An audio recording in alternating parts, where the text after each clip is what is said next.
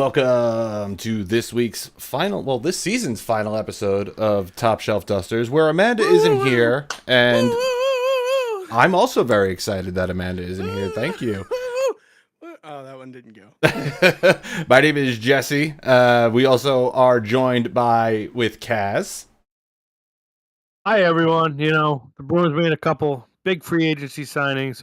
We see M. Jones on the roster, and do not worry, Mac Jones is not back in New England. He is not allowed back. And we've got Ethan.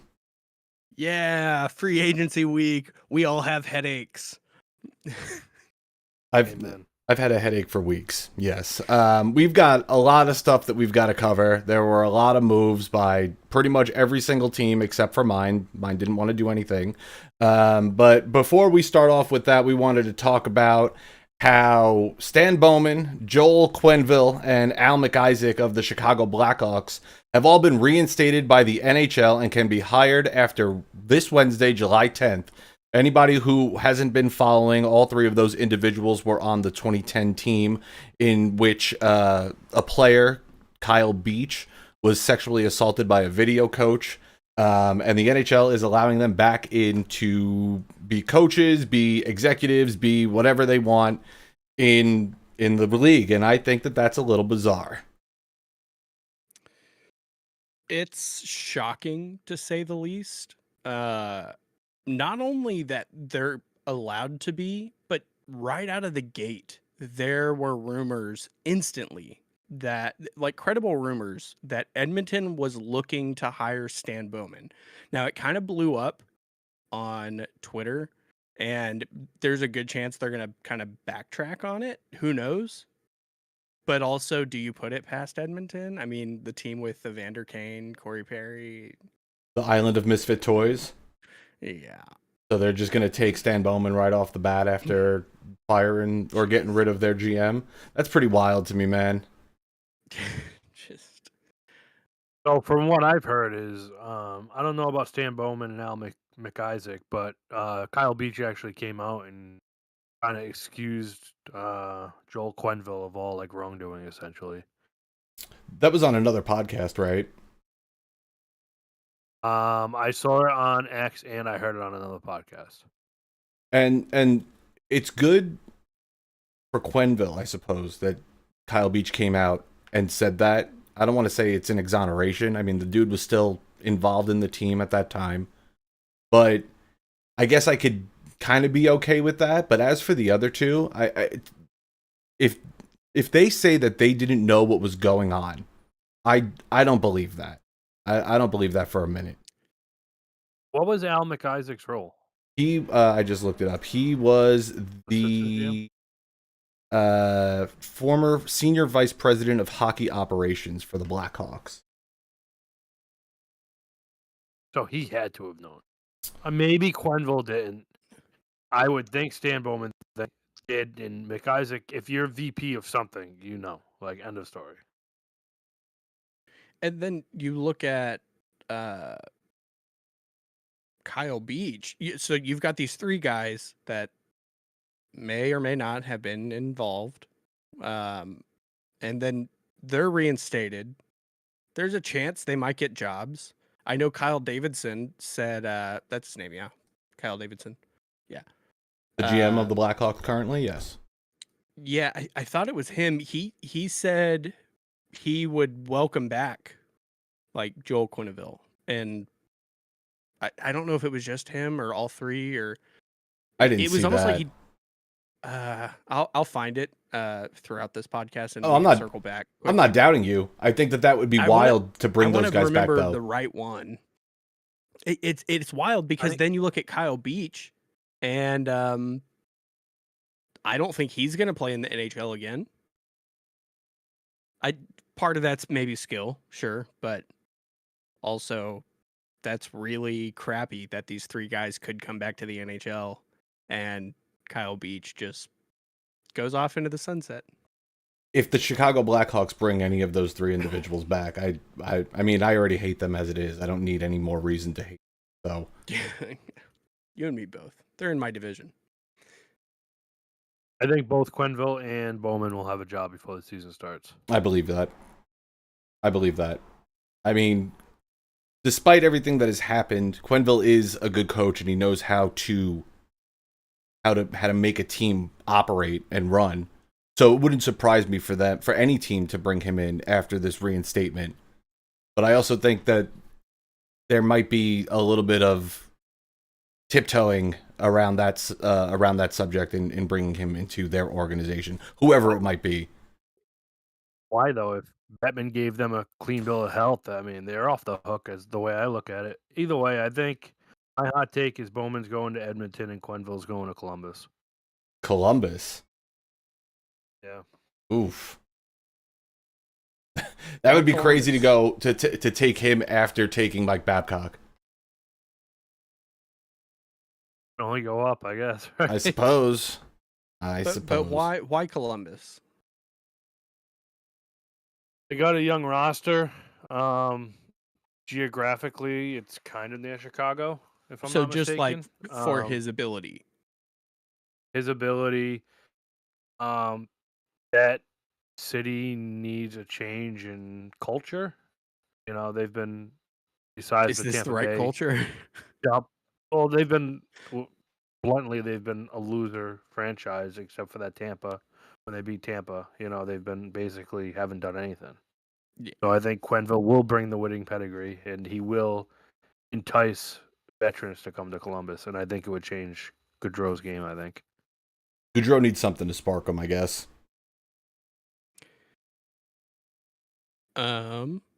Some other news, and Jesse, I know you started that one, but you take this one. You're a Seattle guy. Yeah, so this is good news. The Seattle Kraken hired Jessica Campbell as the NHL's first woman assistant coach. She was behind the bench for the Kraken's AHL affiliate Coachella Valley Firebirds, which she helped lead to the Calder Cup final this year, where they lost to the Hershey Bears for the second consecutive season. There are a lot of comments in our Freeze the Puck posts about how she just got there because she's a woman, and that's ridiculous. The fact that she's got a resume that proves that she is the right person for the job to be behind that bench of the Kraken. She was coaching with Dan Bilesma. I don't know how to say his last name. They both worked together. So anybody who's saying that this was just to hire a woman is insane, and quite frankly, absolutely stupid.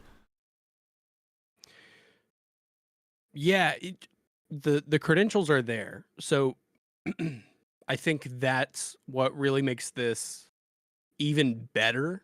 I mean, we all want to see women make their way into coaching, but we don't want to see it because they are a woman.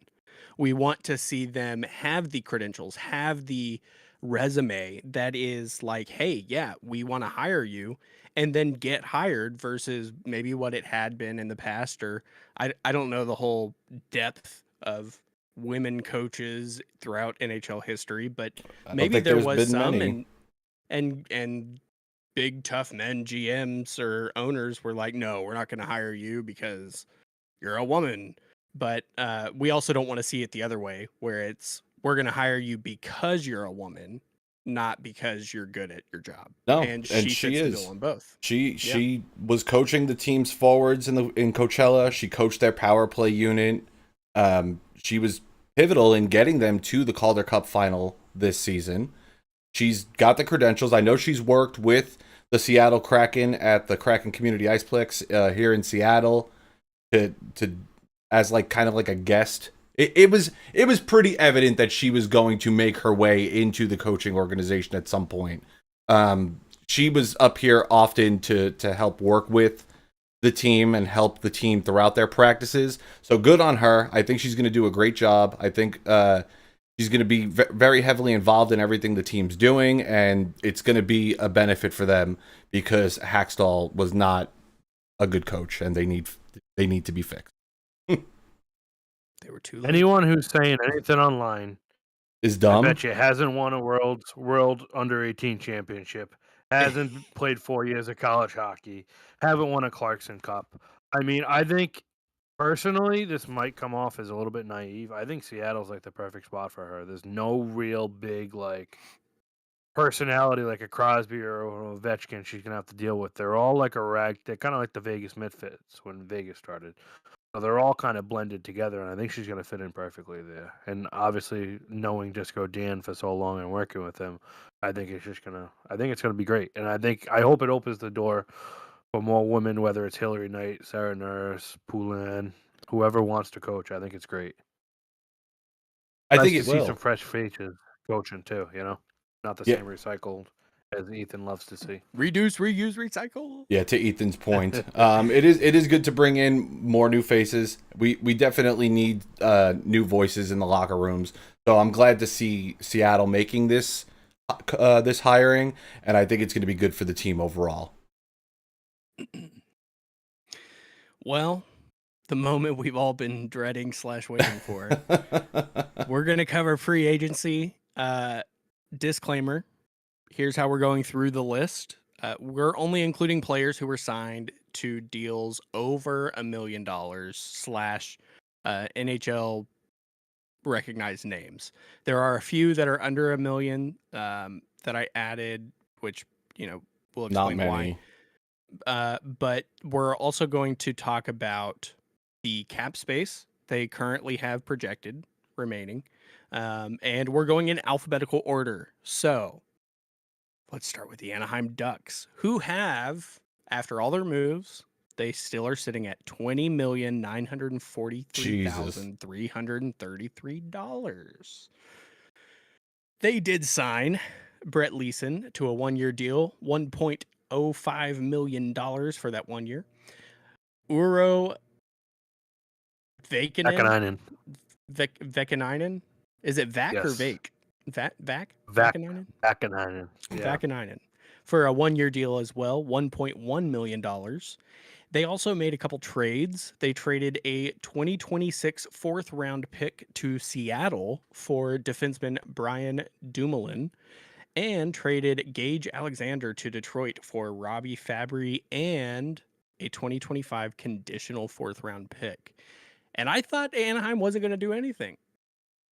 And they made a couple moves. So good for them. I don't think any of those trades are going to do anything for them in the long run, though. I mean, what is Brian Dumoulin going to do for them?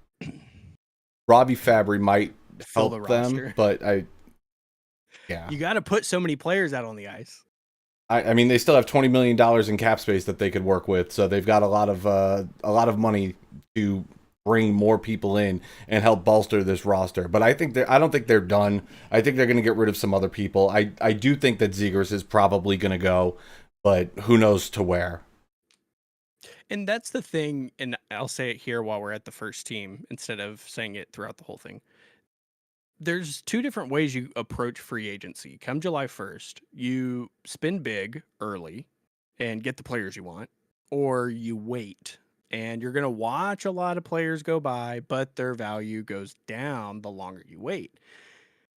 Who Anaheim is looking at, who knows? I don't know how many great players are out there, like a player or multiple players that could turn a team like the Anaheim Ducks around, but Patrick on X says their biggest move was changing their uniforms. Agreed. The only good thing that they've done thus far in the offseason is putting out those orange jerseys. and they slightly whiffed by not going to the Taco Bell color. I disagree with that. I think the orange ones are sweet. I think they're awesome. He didn't mute his job, mic Peter. for blowing his nose. Do you want to talk about the Bruins there, You can still hear Chaos? me? Yeah, I heard you. I muted it on my end. Yeah, we heard the Bruins made 3 moves. Like I said, they brought in Max Jones, not Mac Jones. 2 years at $1 million. They got the big fish center, Elias Lindholm, 7 years, $7.75 million. And they got the better Nikita in the NHL, Nikita Zadorov, 6 years, $5 million. And they still have $8.6 million in cap space. So they didn't really get the winger, the scoring winger we were hoping for. But obviously, we need to save a bunch of money for when Swayman signs. He'll probably come in around that by 8 or something along that lines. Now, give us your opinion about that while we're here, because Swayman, Swayman? the news recently was Swayman is not going to take Boston to arbitration for the second year in a row. Correct. And today, the deadline passed, and Boston is not bringing Swayman to arbitration. So you think that looks like they have something they'll going? come to yeah. So they're pretty close in my mind. I mean, I don't want to see a Bobrovsky number. You know, if it's I'd love to see 8x8. If it's 8x9, so be it. You know. I think it's gonna come in a little bit on the low 9s, high 8 sides because he hasn't been a overall starter that's played 50 games a season. You know, he has been splitting time with Linus Olmark for the most part, but his playoff performance definitely earned him a schmell or two. I agree. Um, the thing that kind of bugs me about the Bruins is they traded a third round draft pick at last year's trade deadline to get Andrew Peak, who's $2.75 million for the next 2 years, and they have Corpusalo at $3 million for the next 4 years. So right there, that's almost $6 million you could have used on a scoring winger. That And I'll tell you would have what, helped you, and you wouldn't have that missed either of those. that $3 million for Corpusalo is Yep. only driving Swayman's price up. Because if Yeah. I'm Swayman, I'm pointing to that and I'm saying, whatever number you're coming at me with, it should be higher. If you're giving Corpusalo $3 million, I mean, Well, in you their look at it, right? Like, go ahead. I was gonna say in their defense, they didn't sign it; they just took it on. but they took it. Correct.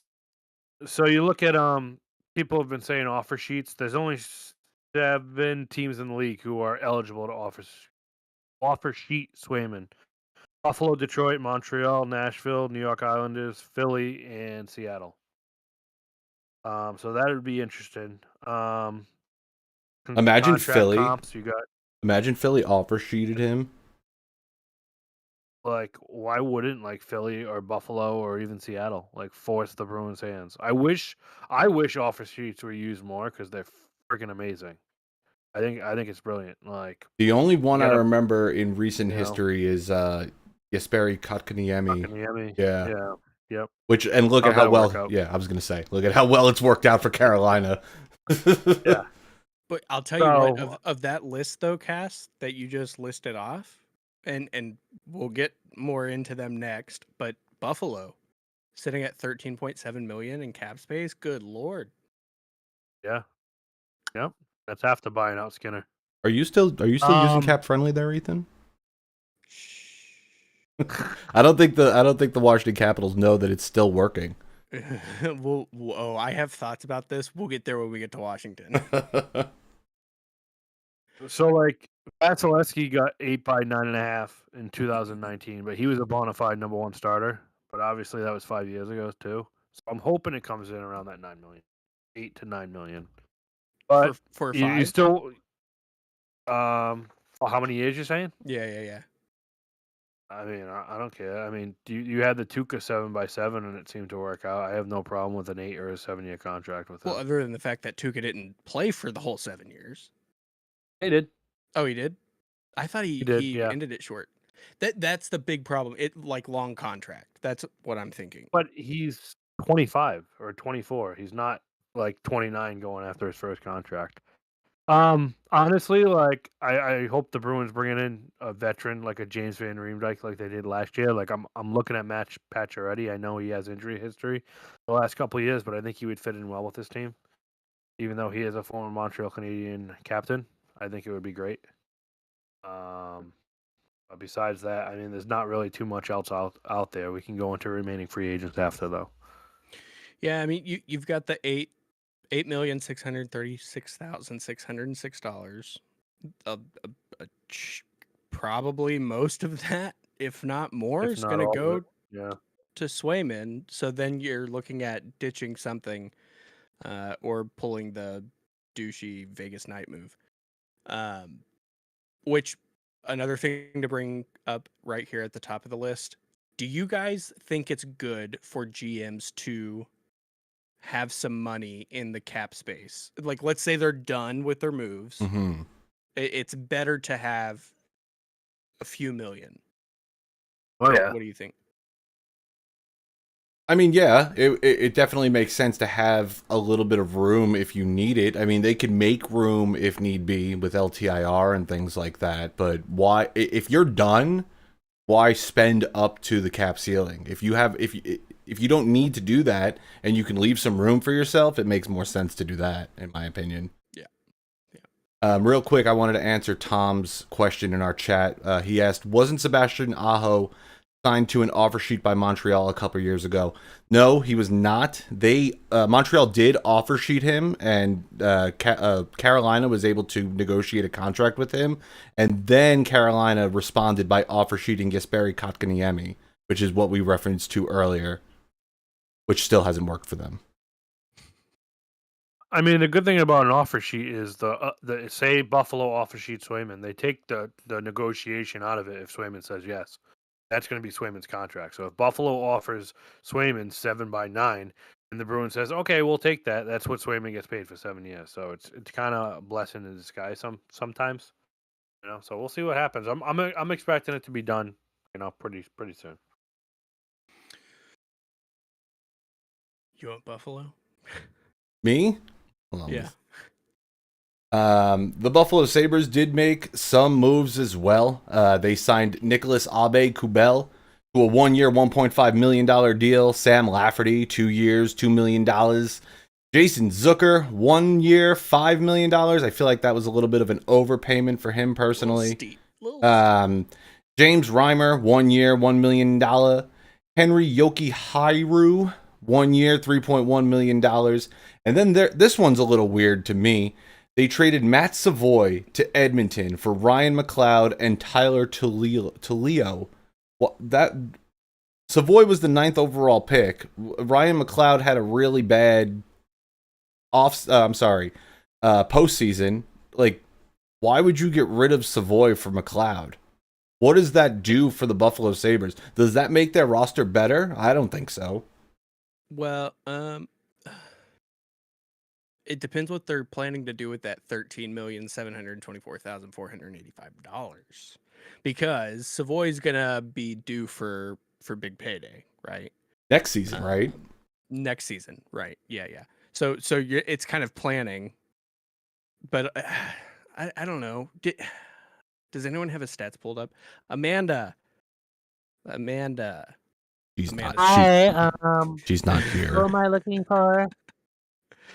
I went to Buffalo's roster to look up Savoy's stats, of course. One thing I will say is they made a blockbuster deal, right? I mean, Buffalo's not used to doing that. If that's what you want to call it, sure. It's blockbuster for Buffalo. His Um, stats are He played 1 game last Okay, you season. got him. killed it. 1 game, 0 goals, 0 assists, 0 points. 6 AHL games, 2 goals, 3 assists, 5 points, but 6 pins. So that's just about like Tyler Tullio, although he didn't actually play an NHL game. We'll see how that goes for I don't them. know. I think Edmonton got the better side of that trade, but who knows? Obviously, we won't know for a couple more months, if not years. McLeod. Everyone talks about how terrible he did. It wasn't terrible. 81 games, 12 goals, 18 assists, 30 points. What about Plus the postseason? 10. Postseason, 24 games, 4 goals, 4 points, -7. It was when you're on the Edmonton Oilers, that's a terrible stat line. I agree. But if you're playing for the Buffalo Sabres, that's not too shabby because you made the playoffs. Well, let's not speak too soon here. Oh yeah. And that's unlikely, highly unlikely. Calgary Flames, yeah. Yes. Move on. The Calgary Flames, they have $21,749,100 $21,749,167 left in their cap space. They signed Jake Bean out of Columbus for 2 years, $1.75 million per year. Ryan Lomberg, a 2-year, $2 million per year contract. Anthony Mantha, 1 year for $3.5 million, and not Igor Shesterkin, but Yegor. Come on, you got it. Sharangovich. No, Yegor Sharangovich. Okay, I just accented the name. The whole thing. Yegor Shangarovich. I don't hate that Sharangovich signing, honestly. I mean, 5 years. 5 by 5.75? Really? Yeah. No, I don't. I think he's a good player for them. I think that he is going to be a lot better moving forward, and I think they got him for a steal for the next 5 years. Honestly,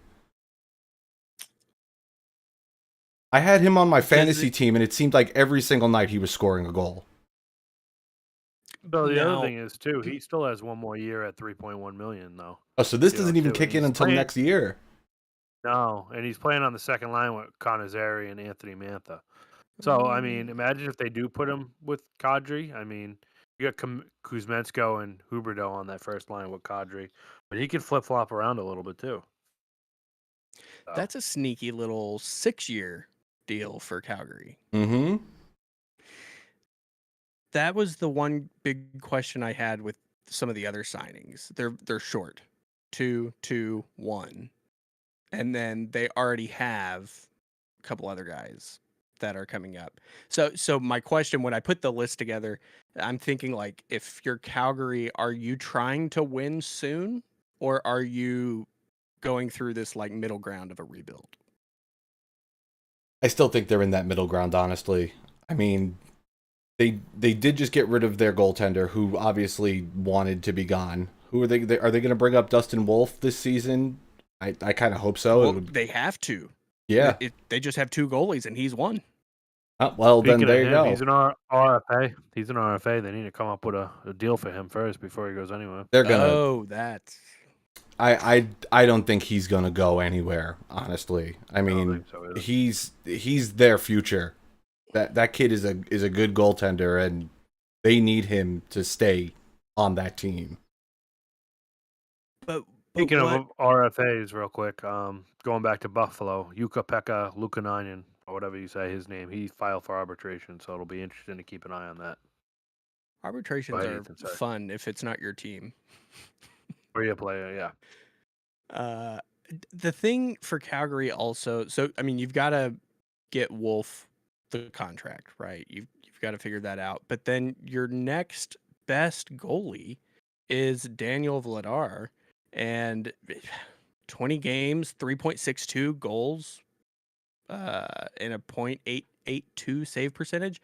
You've got to think they're using some of that $21 million to chase a goalie, but which goalie? John Gibson. I'll trade you Vladar for Pozzolo right now. Straight up. Cass does not want Jonas Korpisalo. Vladar was in Providence for years. He wasn't horrible. He's a big-bodied goalie. He just needs a decent system to work in. Yeah, and Goalie Bob can work those miracles. And Calgary is not bad. Would you count on him and Wolf helping Calgary win some more games this year? Maybe they're tanking. I don't know. If I'm not mistaken, Calgary did sign their first-round prospect. They did. Their first round pick from this year's draft. So they did. I think he's a defenseman. I believe he is too. Yeah. He'll slot into that second pairing probably. Right off the bat. I think so. You know, you got Uyghur, Rasmus Anderson, Kevin Ball, and Mara Manoff are your third pairing, and Jake Bean needs someone to help him out. So. Who wants to be Amanda? I will. Oh my God. Oh God. Calgary got so much worse.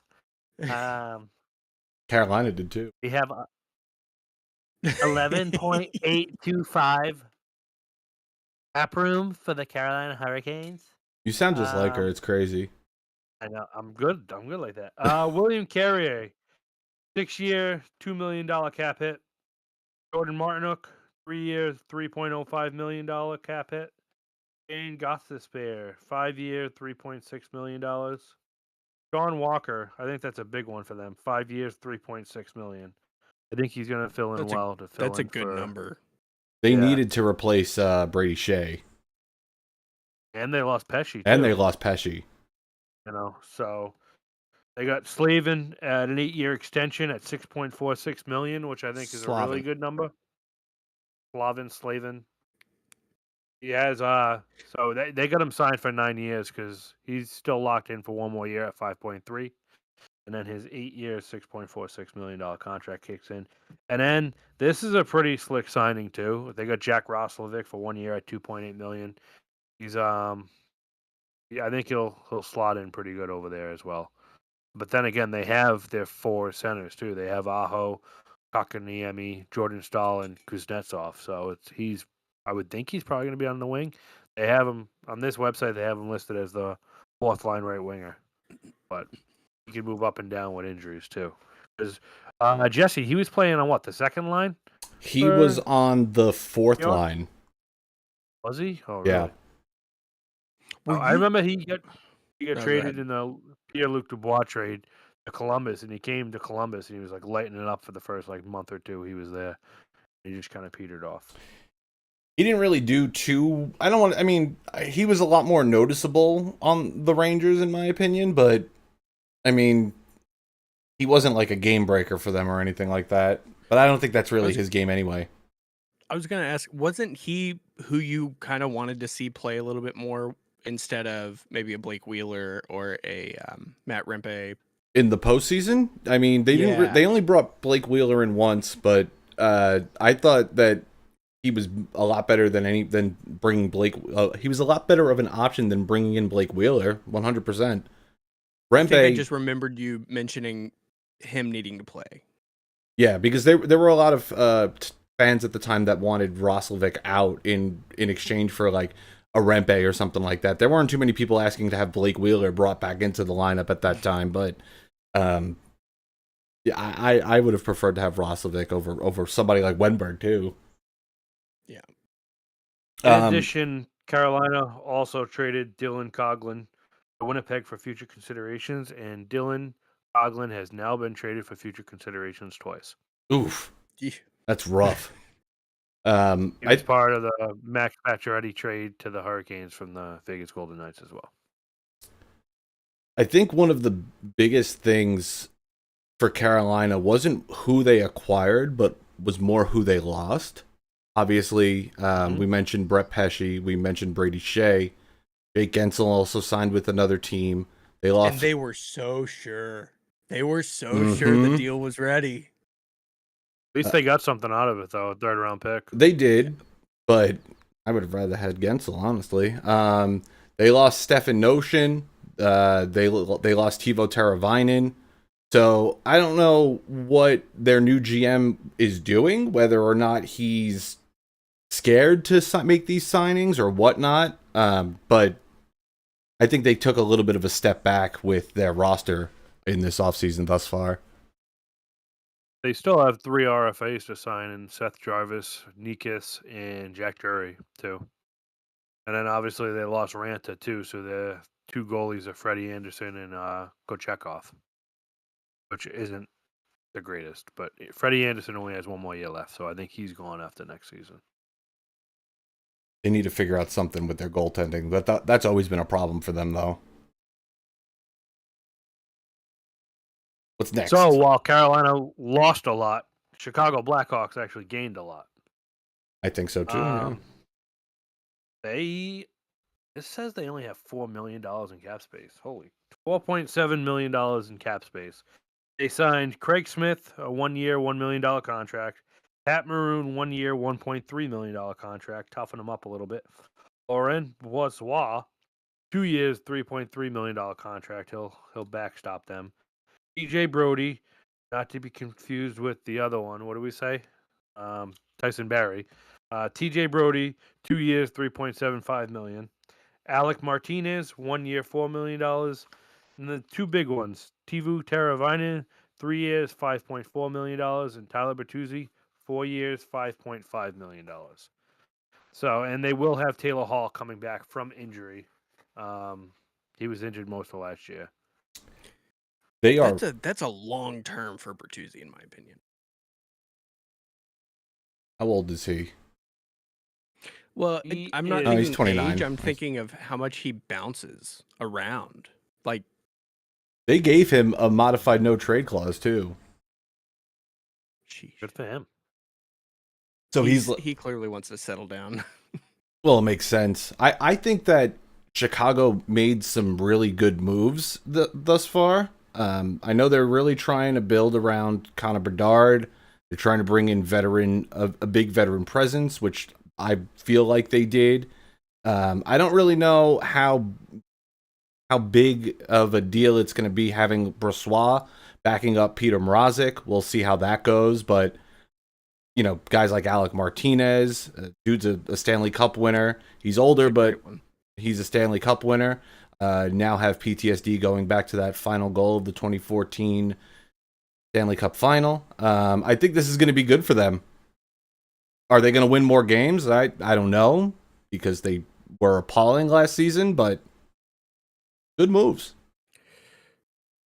You know, when you look at their roster, their defense is relatively set for a while. You've got Seth Jones, Alex Vlasic, both until at least 2029, 2030. My goodness. And I can't believe Seth Jones is that long at 9.5. That's bizarre. You think he's going to get bought out eventually? At some point, surely. Oh. They just signed then- the second overall pick from the draft too, who's also a defenseman, if I'm not mistaken. So that he's probably gonna, Alec Martinez isn't gonna play a whole lot longer, at least at a high level, 36. And then it's the forwards that they really need to collect. You obviously have your centerpiece in Connor Bedard.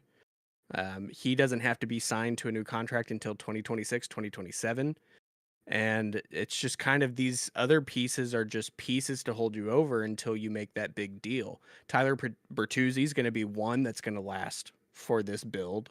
Teravainen is going to be another. And then you just play Monopoly, I guess. It's good to have these guys on a 1-year contract so you could see what they're going to do. And then at the end of this season, re-sign them if need be, or just let them go. I think that was a smart move by Kyle Davidson. Yeah. The other thing, Nick Foligno if needs you to look at him, he'll be in the front office soon. Yeah. Apparently, he called. Who was it? He called Bertuzzi and said, "Hey, you might want to come over here." And Bertuzzi didn't even know the Blackhawks were interested. But they didn't really overpay either. Like, all these contracts are pretty fair. Like, Bertuzzi at $5.5 million is a fair deal. Same thing with who was the other big one? Teravainen, 5.4. Like, those are good deals. Those are really good deals. Yeah. So it'll be interesting to see how they pan out, though. You said you saw a different projected cap hit? I have 7.53. You have what you have? 4.765. 4 change. Yeah, this shows them with 3.16 in dead money. So that you probably take the dead money off the 7.53 I'm talking about, and we're right around the same number at that point. Oh, I see. So Amanda's in our chat, and I just want to say she should leave because she should be here, actually. So hey, bye. Bye. Oh my God, you just missed me talking about this. So, yeah, I have the Chicago Blackhawks. What's it like losing yeah. Teravainen to them again? Colorado Avalanche. That's the next one, and then you can take the next one, unless you had more on Chicago. Nope. I was going to talk about the Avalanche. They just signed Jonathan Drouin to a 1-year, $2.5 million deal. That was an extension for him, wasn't it? Because he was on the team for them already. Yeah, they also did that with Joel Kiviranta, but that was a little bit more of a minor deal. I think Drouin was technically a UFA though, so like he was talking to other teams, but he decided to go back to Colorado. So, but 1 year, $2.5 million. I think he got offered more elsewhere, and he said, "I like it here." He likes playing with McKinnon. Why not? Why not? I They're mean, tight against the cap too. yeah, they've got projected a little bit under $4 million in cap space. I don't really think they need to do much for their team, though. There's not really many people that I could think of that they could bring in that were UFAs that would bolster this roster even more so than it already is. Obviously, the big deal is Valeri Nichushkin for next season, and whether or not he's going to be in the lineup. I don't think he will be, but we'll see about that come October. They claim he will. We'll see. When did that happen? That was Month or two ago? April? April? April Yeah. or May? Yeah, end of So April. 6 months. October. Yeah. So like October, November. And he still needs to file to be reinstated as well. Yeah. Goalie. That's what I was just about to say. Their biggest thing is not having a goaltender to back up Georgiev. And we've been saying that since the trade deadline. And they learned the hard way. I mean, they played... Yeah, Ranta. How many games did Georgiev play? I'm pulling it up right now. Dude played 63 games. He played 62 for them last year. Like, that's 3/4 of the season. You can't have your goaltender play that often and then go into the playoffs playing 11 games and expect him to backstop you to a cup. Oh man, I'm gonna look real quick because We have a that website's still up. I'm gonna use it. Do we have Carter Hart? He's available. No one's taking Colorado Carter Avalanche Hart, admin to please. bring in? No. No one's giving Carter Hart anything, and nobody should be giving Carter Hart anything. Cass, you said Ranta. Rant, Or Auntie Ranta. Ron, yeah, Auntie and then Ranta? Kevin Lantanen are like the two goalie free agents with actual experience that are left Yeah, you're off the list that I had. any of these teams needing a goalie, you're not getting it on free agency. Halak. Have fun with that. Moving on from the Colorado Avalanche, we have the Columbus Blue Jackets. They have a lot of money left that they could spend. They're at $18 million, a little bit over $18 million that they still have available to the cap ceiling. They signed Sean Monahan to a 5-year, $5.5 million deal. They fired their coach recently. I don't know what's going to happen with them. I still think they're going to be at the bottom of the division, but they've got to do something. They got to do something with their goaltender as well. I mean, there was a lot of talk last season that they were going to be getting rid of Elvis Merzlikins. Nothing much to say about the Columbus Blue Jackets. That's a big question I have. I also feel like I saw. Oh man, it was months ago, but I thought I saw that Boone Jenner was possibly going to be traded. Because I remember thinking, wow, I hate seeing captains get traded. I don't know. I don't have. I've seen a lot of captains be traded over the last couple of years. So yeah. I was gonna say I feel like Columbus is known for that between Rick Nash, Nick Foligno, and if Boone Jenner gets it, that'll be just as they ever. Go ahead. I was going to say that'll be just as many as the New York Rangers have done over the last decade and a half. Do you guys think they ever move Johnny Gaudreau? Do you think he ever requests to get traded? I think it was stupid of him to take on to sign with that team in the first place. I mean, unless you're just after the money. Which, I mean, he did get paid, but I don't know who's going to be wanting to take on that contract. If the Columbus Blue Jackets are able to retain some of that salary, maybe they would have to retain 50% of that in order to move him anywhere else, I think. Yeah. The one thing for them is they have a couple RFAs that they need to sign. Kirill Marchenko is arbitration eligible, but I don't think he filed for it. And then Cole Sillinger needs to be re-signed as well. I think that they'll get those guys with a couple million. They've got a lot of money, like I mentioned earlier, that they can spend. Those guys will most likely going to be re-signed by the team. But I mean, Don Waddell needs to do something with this roster in order to make them competitive. Marchenko did file for arbitration. Oh, he did. I only cared about And Ryan going back- Lindgren. Going back to Carolina, Jack Drury and Martin Nikias did as well. Nekis. I can hear Amanda now. Natchez. Nekis. It's Natchez. Right, Nekis. Amanda? It's Natchez. Uh, Dallas Stars. Or Ethan. Tom, I don't know if one of y'all read this. Tom did say that he thinks the Blackhawks definitely got better. I agree with him. Would have been hard to get worse, right? Yeah. All right, the Dallas Stars. I know a thing or two about this team. Before you go on, I have a question for both of you. Yes. Did they overpay for Sean Monahan? I'm given the state of their team, yes. I think the term was a little bit longer. A little bit long. I don't think the amount of money that he was getting or that he is getting is too much. I think that how long they have him on this team is a little much. And I think that's happened a Crazy lot to go with from- a lot of these offseason signings. Here's one other question just for funsies. Do you guys think there's ever a chance the Columbus Blue Jackets are floated as a team that moves? No. I don't think so. Boy, they just never get better. That's the I don't get it. Yeah, but like, I don't know. Like, you could find another team that doesn't really get better, and they're still there. You know, like Philly kind of sucks. The Ottawa Senators, you know. Buffalo. People love the Columbus Blue Buffalo. Jackets. Like their fans Yeah. love them, regardless of how well they're Hardcore. doing. Yeah. I mean, maybe the Waddle baby will Waddle, waddle, help. waddle. Waddle, so.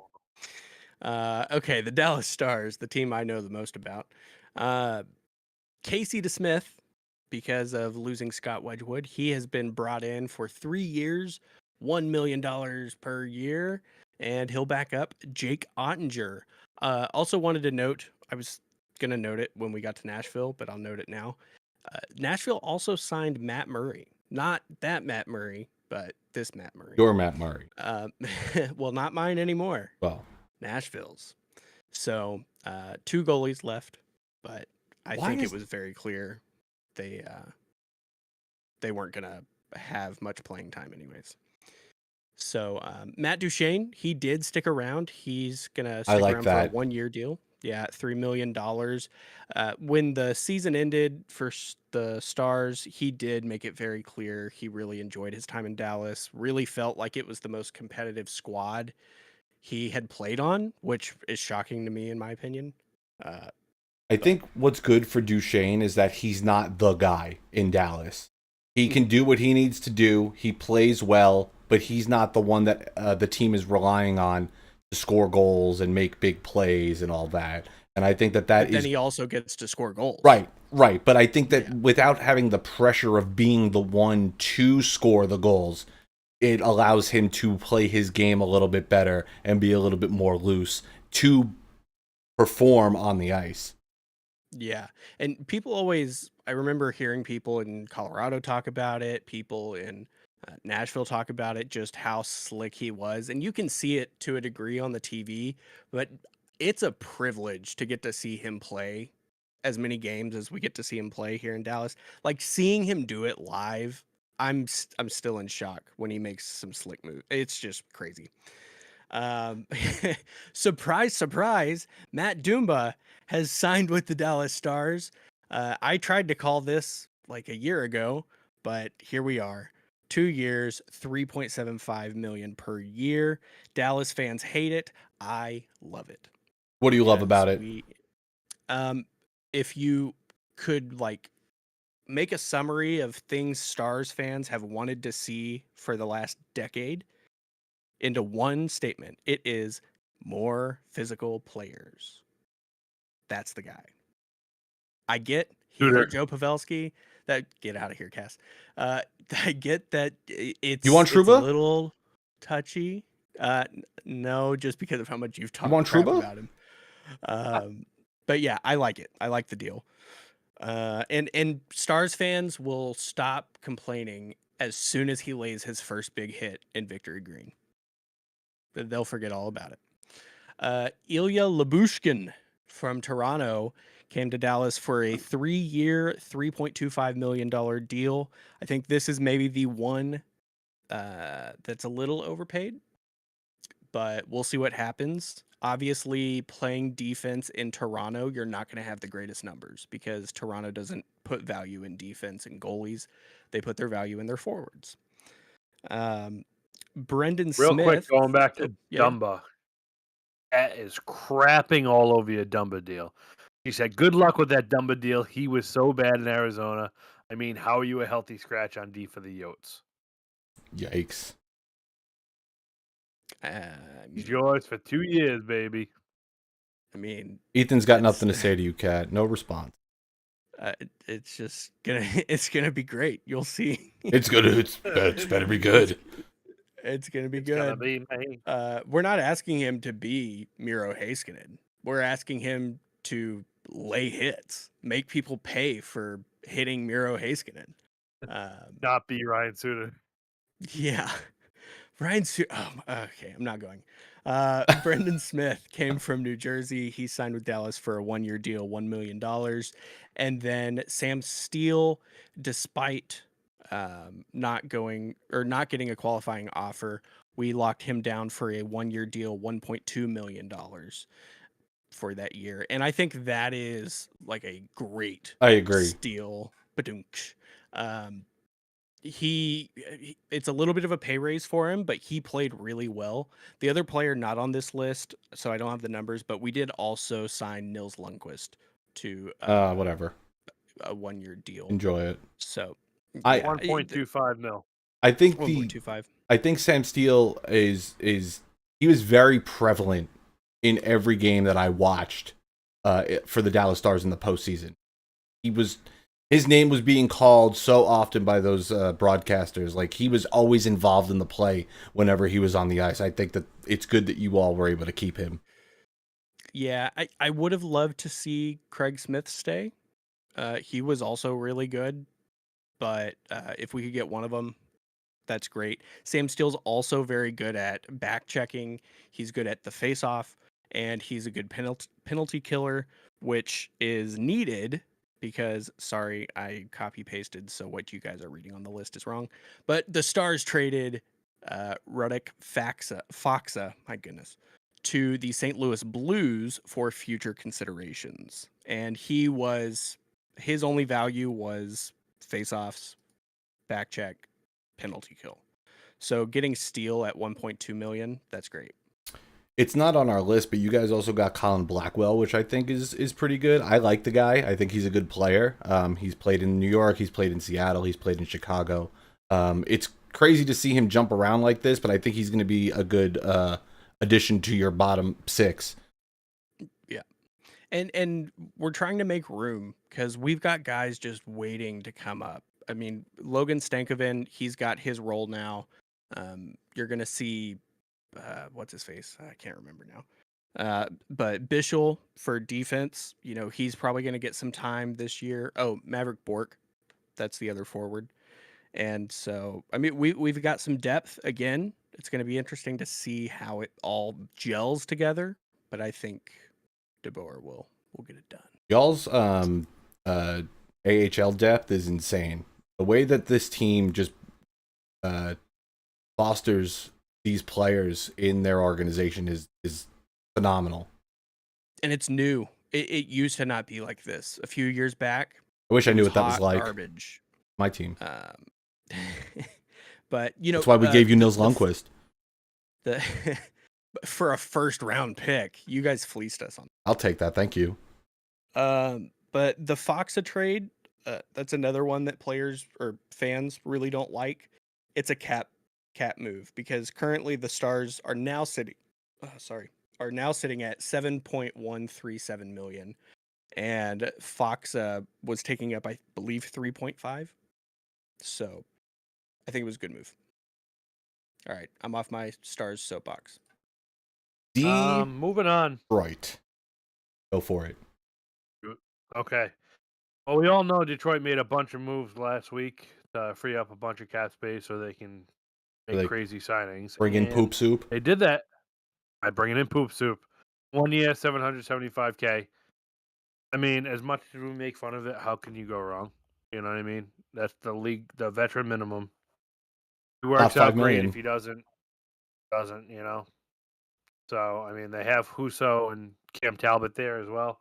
They signed Cam Talbot to a 2-year, $2.5 million deal. Eric Gustafson to a 2-year, $2 million deal. And Vladimir Tarasenko was their big fish at 2 years and $4.75 million. And Well- obviously they have Kane too. Yeah, him and So- Kane are the two big ones. I didn't think that Patrick Kane was going to stay with the Detroit Red Wings. There was a lot of speculation that he was going to be going elsewhere, that he was connected to a lot of different teams. Same thing with Tarasenko, but re-signing Patrick Kane, bringing in Tarasenko, I think is going to be huge for this team next season. I mean, they need something to get them going. They were so close to making the playoffs this season. Obviously, that didn't happen, but I think this is going to be the move that can push them over the hump.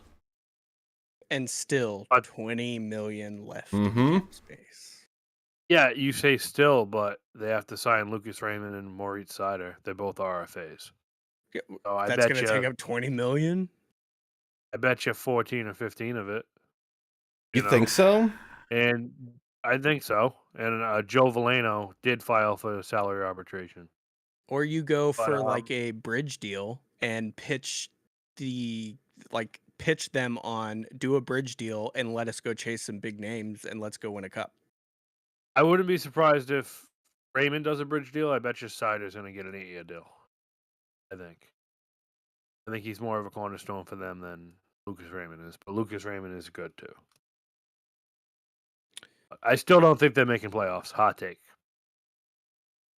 The team that was I'm the gonna 8th seed fight in you the on East, that one. the team that was in the 8th seed in the East last year got a hell of a lot better.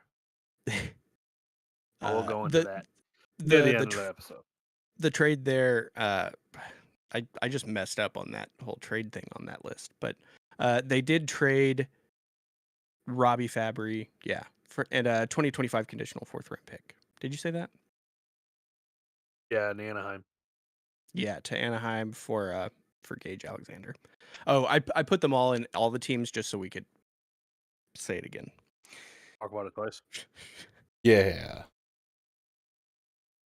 Here's some not so fun cap news for a team. The Edmonton Edmonton Oilers. They are currently over the cap. Over the cap. And no one's on LTIR. I'm kidding. There might be. I haven't looked. But they are $354,167 over the cap. Not much. It's not crazy. I think there's a couple other teams that are have a lot more of an overage than the Edmonton Oilers do, but they No LTIR. No LTIR. Gotcha. Thank you. They brought in Victor Arvidsson at $4 million for 2 years. They re-signed Connor Brown, 1 year, $1 million. Adam Henrique stays in Edmonton for 2 years at $3 million. Matthias Janmark, Corey Perry, they're staying on the team. Janmark's getting 3 years, $1.45 million. Corey Perry's at 1 year, $1.4 million. I wonder if that contract's going to be traded, and he's going to say something to somebody rude. And then they also have Jeff Skinner at 1 year for $3 million. I didn't expect them to take Jeff Skinner. That was a little curveball for me.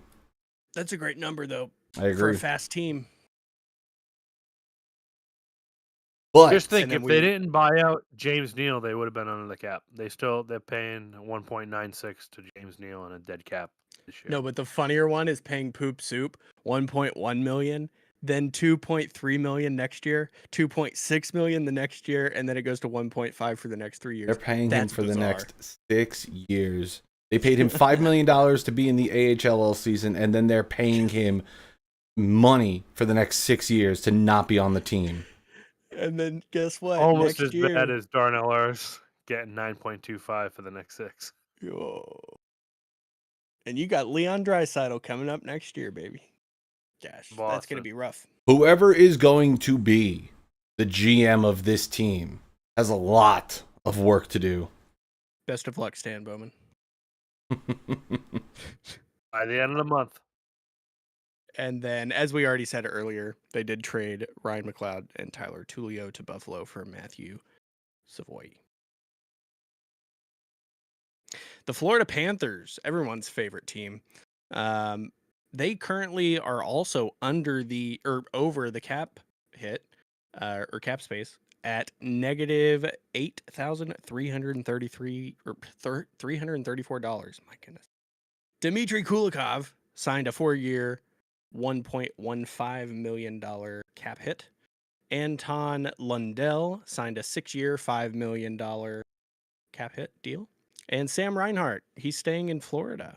8 years at $8.625 million per year. They're another team Yep. that lost a lot of people. Mm-hmm.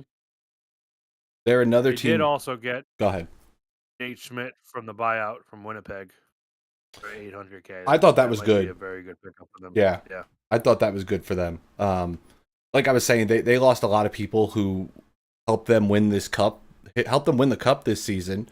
Brandon Montour, Ryan Lomberg, Kevin Stenlund, Oliver Ekman-Larsson. All of those guys are no longer on the team. So it's going to be a little bit of a different roster come next season for the Florida Panthers.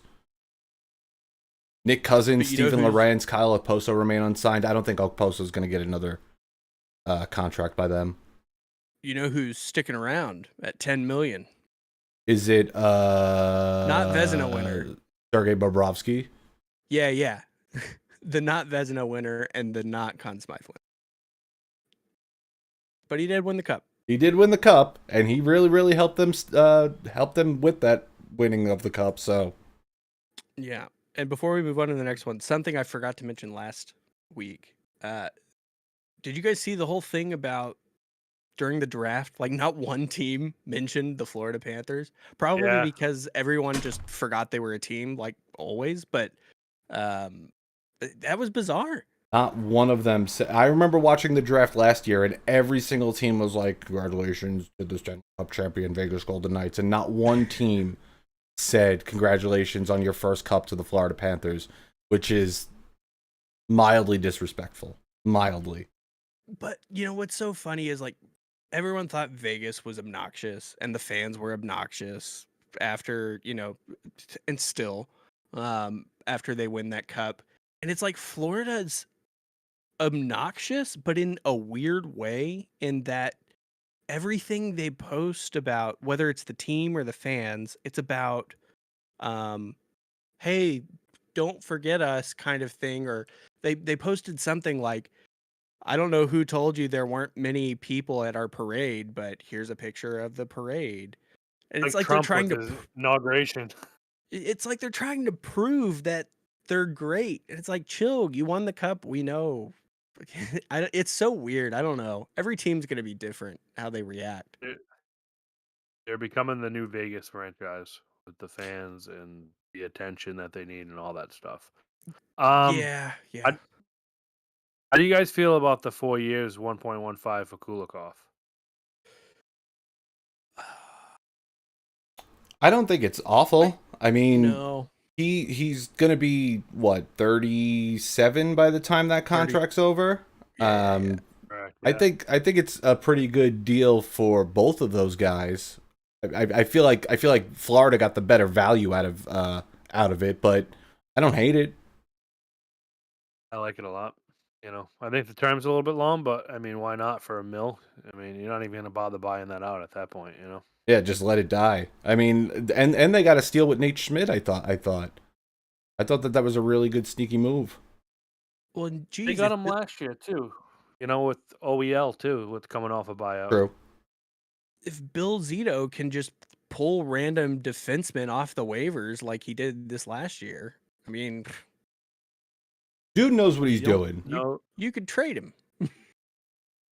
Yeah. No state tax.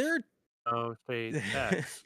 I mean, there are teams who would take Kulikov for four years, 1.15. Put that in a trade package if I'm Florida.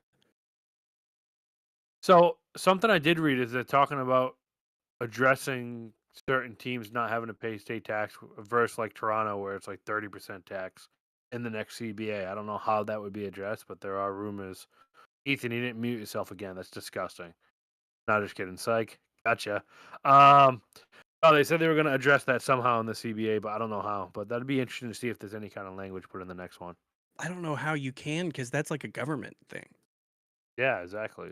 Especially with two different countries. You would have to like do it on the contract side. So like if you're signing in Toronto, you're actually getting more money. But then if you signed in somewhere like Florida, you're getting less money. But it's the same value contract. That's Either- complicated. Would it Or they'll like limit the signing bonus or something. I don't know. maybe perhaps I don't know. I have no idea. So let's say it's like a 2 million. You're getting paid 2 million in your pocket, right? But you go to Toronto, and you're gonna lose half. So now Toronto actually has to pay you 4 million, and then if you sign in Florida, you just get 2 million, but it's still the same amount you're getting, but it's like a fluctuating. Mhm. Then you've Yeah. got to have a fluctuating cap hit for each team. Yeah, that's too much. That sounds like too Pass. much. I'm already confused. Just don't play in Toronto. I mean, I'm already confused with the whole cap thing anyway, so. The LA Kings, Jesse's fourth favorite team. They have 9.935 million in cap space. They signed Joel Edmondson to a 4-year deal, $3.85 million cap hit, and Warren Fogle, 3 years, $3.5 million per year. They also brought in Tanner Janelle, which I thought was really good for their bottom six. Adds a little bit more grit to that Yeah. team.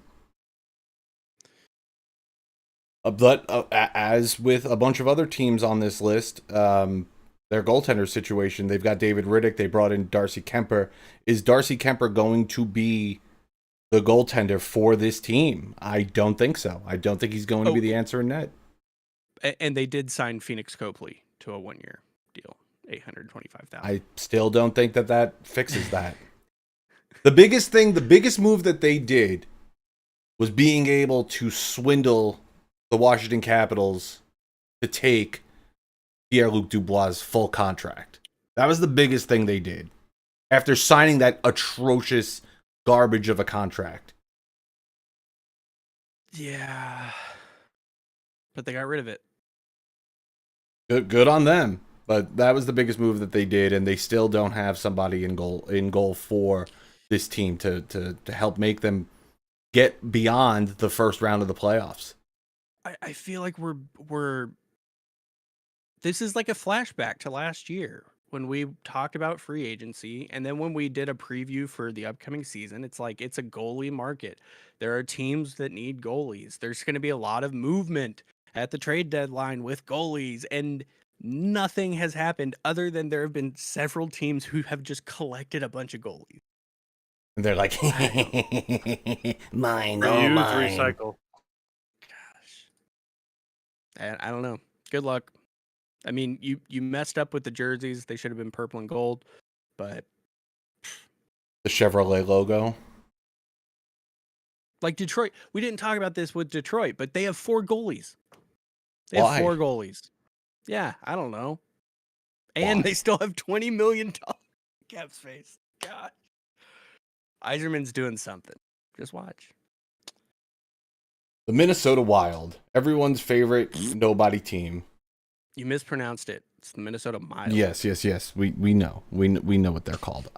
They have $981,412 in cap space available. They are still on the hook for those buyouts of Zach Parise and Ryan Suter for the next 1, 2, 3, 4, 5 years. Jesus Christ.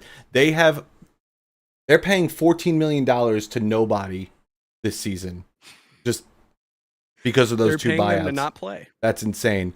They signed Jake Middleton to a 4-year, $4.35 million contract, and Yakov Trenin, 4 years, $3.5 million.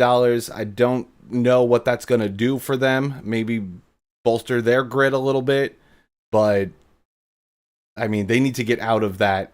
After this season, they're going to have a lot more space to make better moves, but I don't think this is going to do anything for them this season.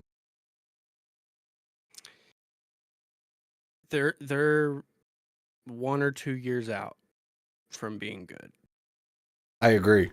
I mean, they do have Jake Middleton still under that last contract for this year. So come next year, that $4.35 million extension goes into effect. So that'll be good for them. So they kind of get him for 5 years.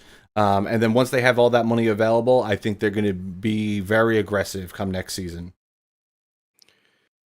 Well, or maybe the next. You got Marcus Foligno. He's not terrible, but he's not great. But he is signed until the end of the 2028 season.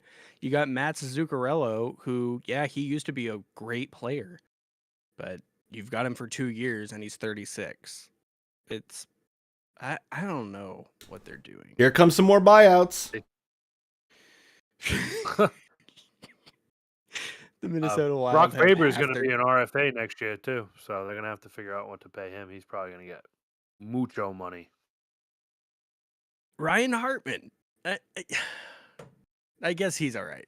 29. He's got some juice left. And then Kirill Kaprizov in 2 years is going to be up. The cap is going to be in the 90 million range, like the 90s. And he's probably going to demand a good chunk of change. I don't know. I'm slowly backtracking on the Minnesota's going to be good in 2 years. What are you giving them? 5 years? 10 years? Never? I'm giving them. I'm Never. not sure where they're going. and you've got Marc-Andre Fleury. This is his last year. He is done after this year. Who's your next guy up? Will he be traded at the trade deadline? Yes or no? I don't think so. Rough. I don't think so. Because when you announce it's your last year, there's a whole retirement tour. I don't think that would really mess with it. I think they respect him too much to get rid of him at the trade deadline. I mean, that dude is very reluctant to move anywhere, especially because of how it impacts his family. Like, he didn't want to leave Vegas. I don't think they're going to do that. But to answer your question, Ethan, who's next in their goaltender depth? They've got Jesper Wallstedt in the queue. So, I mean, he's going to be an RFA come next season, but I could see him breaking into the lineup as a backup to what's his name? Philip Gustafsson. Gustafsson, yeah. Good for Marc-Andre Fleury. I hope he has a great retirement tour. I hope he doesn't play the Stars because then I'm going to root for him to lose. But I think he ends up signing like a one-day deal with Pittsburgh by the end of it. Number retired? Yeah. I think so. If anybody should be retiring that number, it should be the Vegas Golden Knights for how dirty they did him. Let him stand or sit in the rafters for the rest of time. So bad. But according to some Vegas Golden Knights fan, it's okay. It's a revolving door, but it's also not because Hill's the guy. I mean, they're all the guy in Vegas. I thought it was Leonard. Yeah, we all did. Maybe Jonathan Quick. No, he's still in New York. Montreal. They have a projected cap hit of $10,180,417. Who wants to take this one? You don't know how to say his name, do you? They signed Yurov Slafkovsky to 8 years, $7.6 million. I thought that this was a little much for him.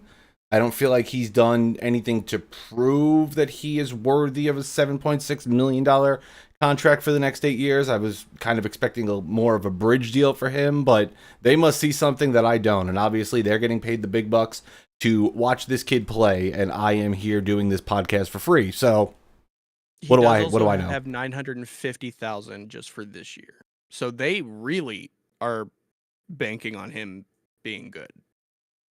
I'm not saying he's bad. I don't think he's a bad player, but I just don't think he's done enough to warrant a $7.6 million contract until 2032.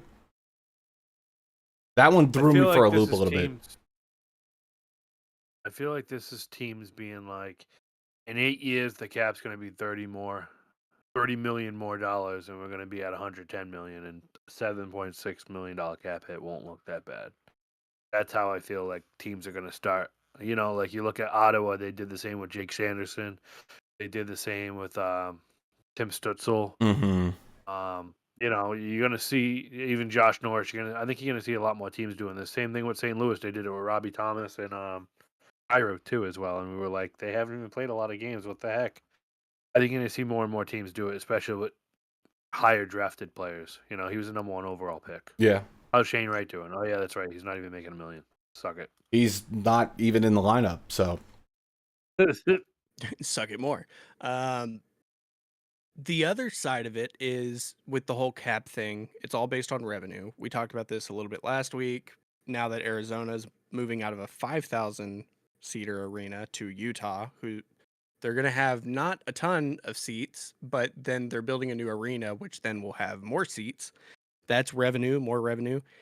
If these teams are they're making these contracts go through 2030. We talked about it earlier this season that Bettman has hinted at wanting to have 36 teams by 2030. Does this support that? I'm not saying let's talk about it all right now because that's a whole rabbit trail, but it's just something that came to my mind. Because more teams are more revenue. So speaking about more revenue, I found this wild. Game 7 of the Stanley Cup Final between the Edmonton Oilers and the Florida Panthers averaged 16.3 million viewers across North America. It outdrew any NBA Finals or World Series games in the past 5 years. That's great. I don't know if we talked about this the other week. We did That's not. awesome. NBA Finals, World Series baseball, in my mind, is kind of dying. No one really has the patience for that. But to outdraw the NBA Finals is kind of crazy. Yeah. To me. All right, Jesse. So, good on the NHL. Your third favorite team. My third favorite team, the Nashville Predators. They currently are over the cap. I'll be back in 10 minutes. All right, bye. Kat says baseball is everything, guys. I disagree with you, Kat. Baseball is boring as hell. Bad take. Sorry, Kat.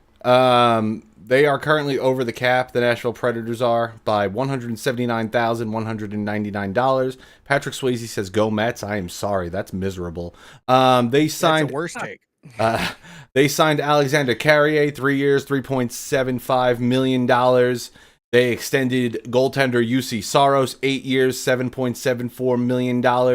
They brought in Scott Wedgwood, 2 years, $1.5 million to back up UC Saros.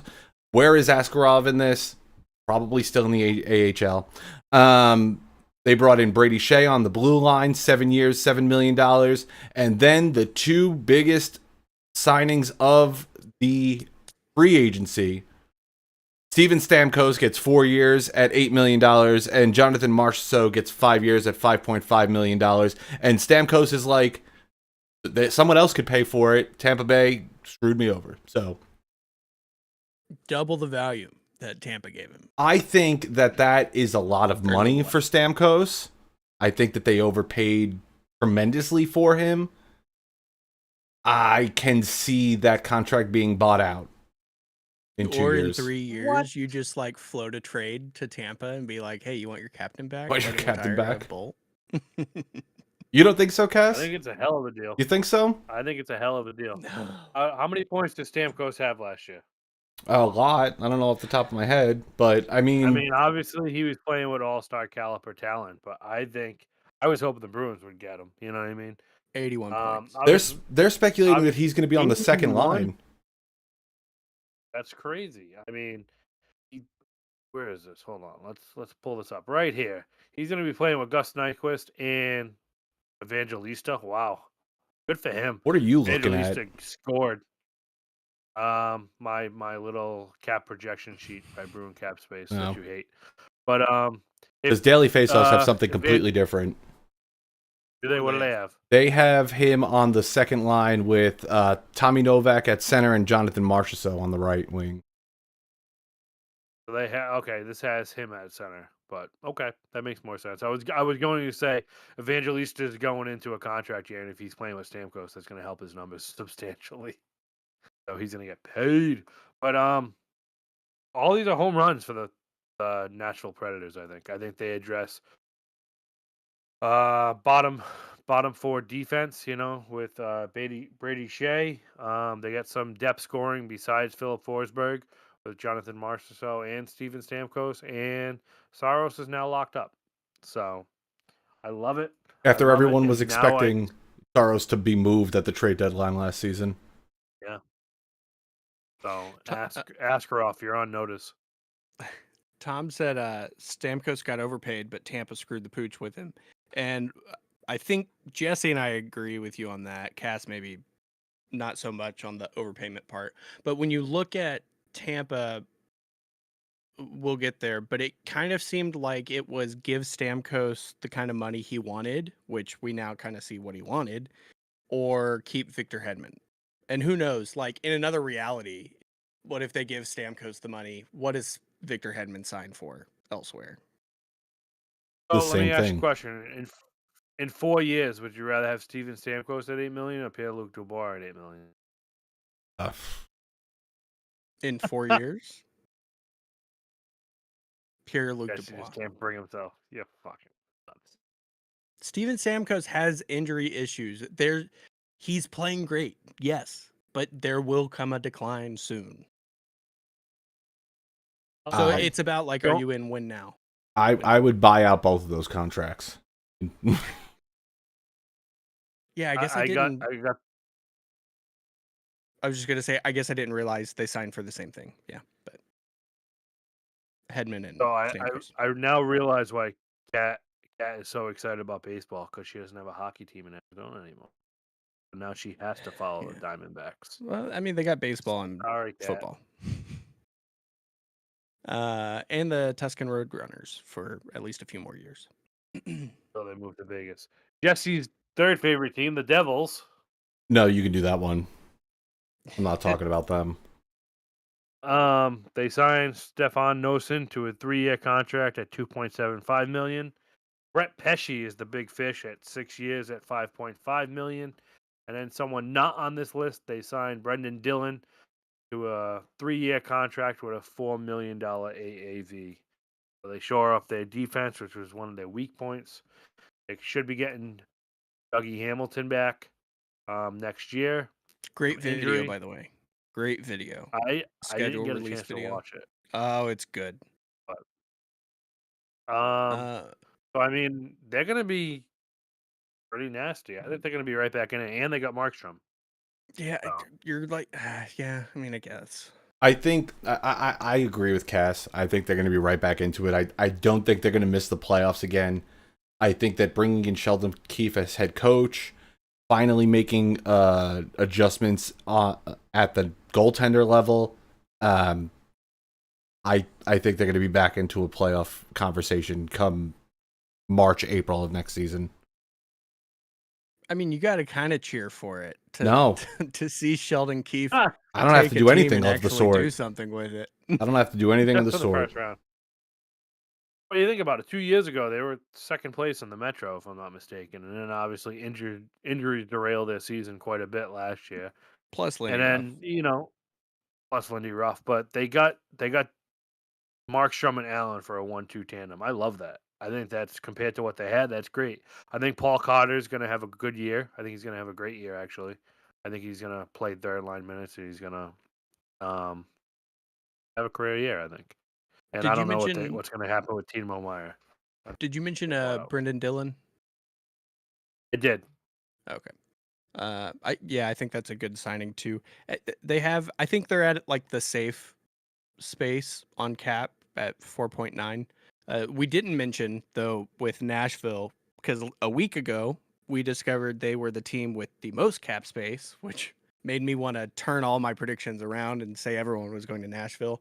They are now over the cap space. Obviously, they spent everything and some, so they are over just a little under 200,000 over the cap space. Did I not say that? I'm pretty sure I did. You may have. I did. The Devils did bring back Tomas Tatar too, which kind of surprised me. I thought he was maybe going to stay in Seattle. I was hoping for that, I guess, but I think he's going to find his game somewhere. He's not terrible. No, I don't think he's terrible at all. And going back to New Jersey is, I think, going to be a benefit for him. I'm sorry, not Cat. Daily Faceoff is projecting him to be on the third line with Eric Holla and Stefan Notion. So we'll see what happens there.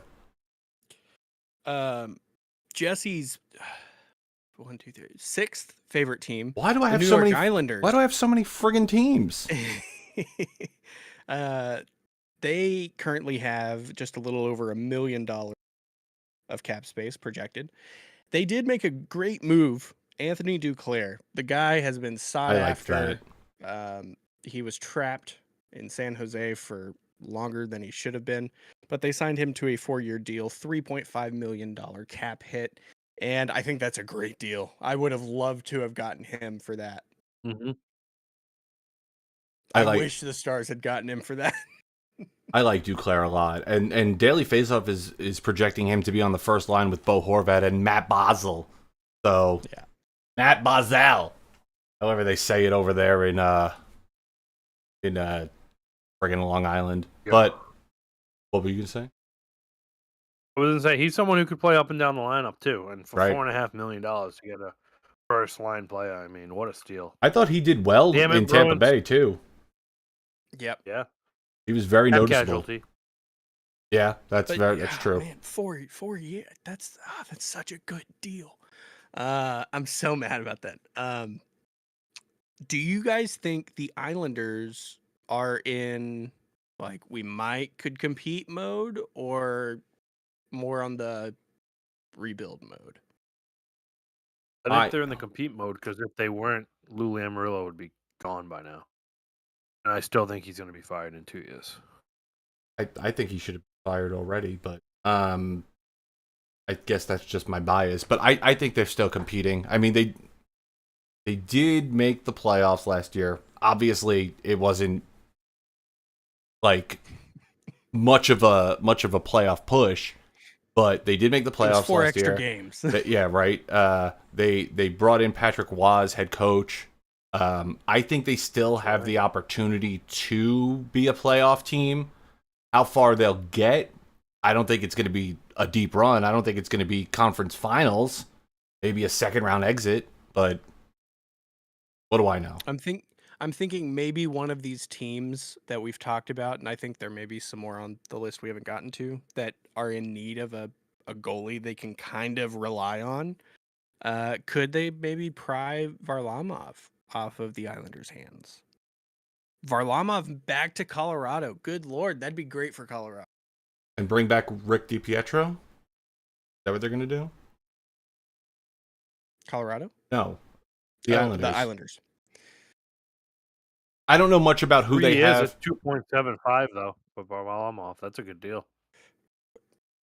I don't know who the Islanders have in their systems for goaltenders. I'm seeing that they've got I don't know any of these guys' names, so who knows who they'll have being brought up if they do get rid of Varlamov. Well, maybe part of it is trading one of your guys that is just going to be a backup anyways. True.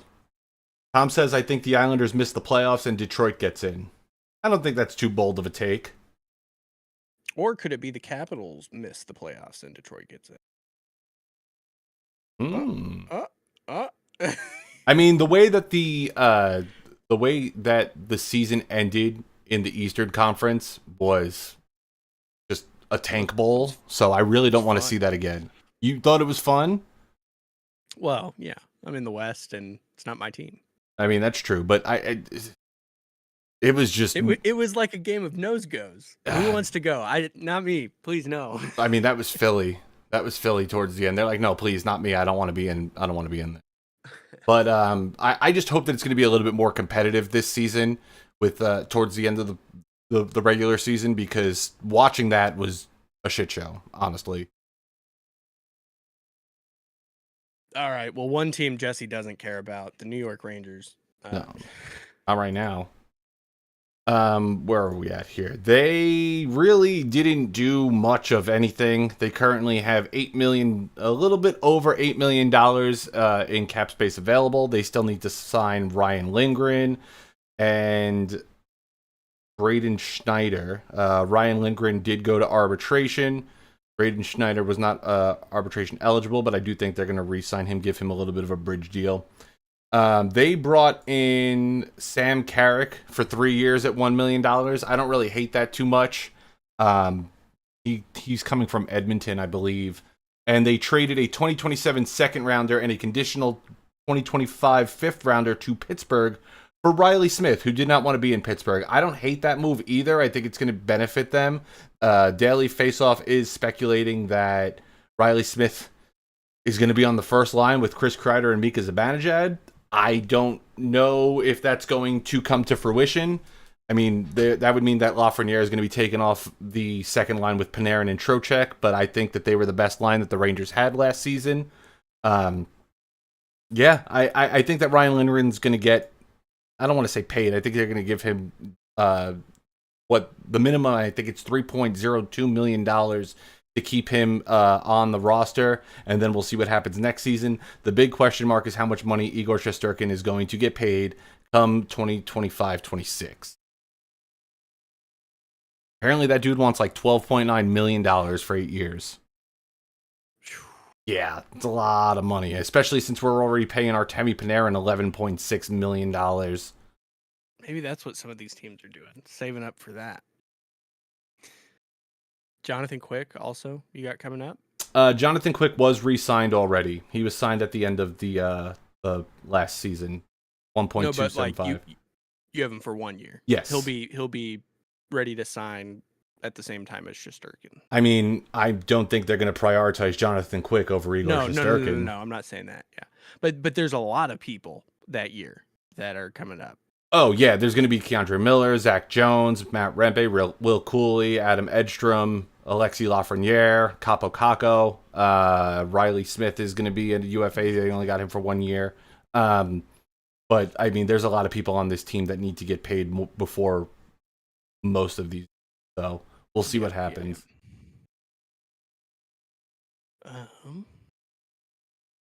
Moving on to Ottawa.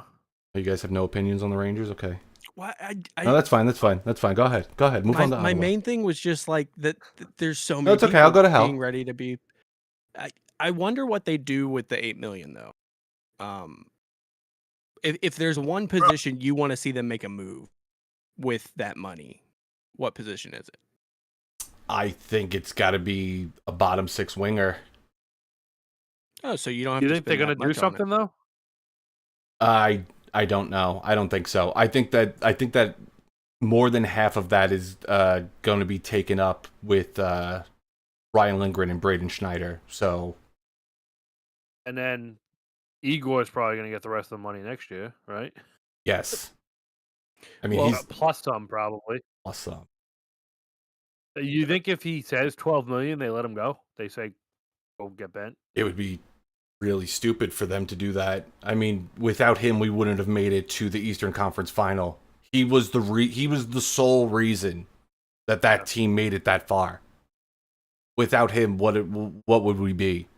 So, I think they'll pay him. The Islanders. Dear God, please don't friggin' wish that on me. What was there anything else that came out about the whole Trouba trade thing? Because it was the 15-team thing kicked in already, right? Yes. Yeah. So there is a lot of talk about that going on. There is an issue that his wife is in a doctorate program in New York for another year. It got pushed off because they had a child earlier this year. And so it is extended a little bit longer than what they were initially anticipating, which is why he got that no movement clause in the first place. I don't think they're going to get rid of him. Because of that? Yes. So it's like the world is caving to the Trouba family. Yes. It's like, okay, you do this, but she's not going to finish the doctorate because you're going to have a family. Which that's great, obviously. But then it's like, make it work. Give us a 15-team list. I don't think they're going to trade him. There's more. Dumb. There's more talk about him being bought out than there is of him being traded. But Now, I could get that from the standpoint of there's not a team out there who wants to take on the $8 million for 2 years. But ooh, yeah. If This they're is able to work a deal within the division, within the Metropolitan Division, whether it go to Philly or the Islanders or New Jersey, but I mean, I don't foresee that happening either. yeah. It, I want to you have the know, cap space for that either. Right? send him to Montreal. Uh, Not happening. Despite what Rangers fans want, it's not happening. while there's not a lot of traction on the story, the fact that there could be, this might be the story I want to follow most this summer so far. Last year it was Erik Karlsson, which that was fantastic to follow. This year it might be Jacob Trouba. Just another defenseman. Yeah. All right, go ahead, guys.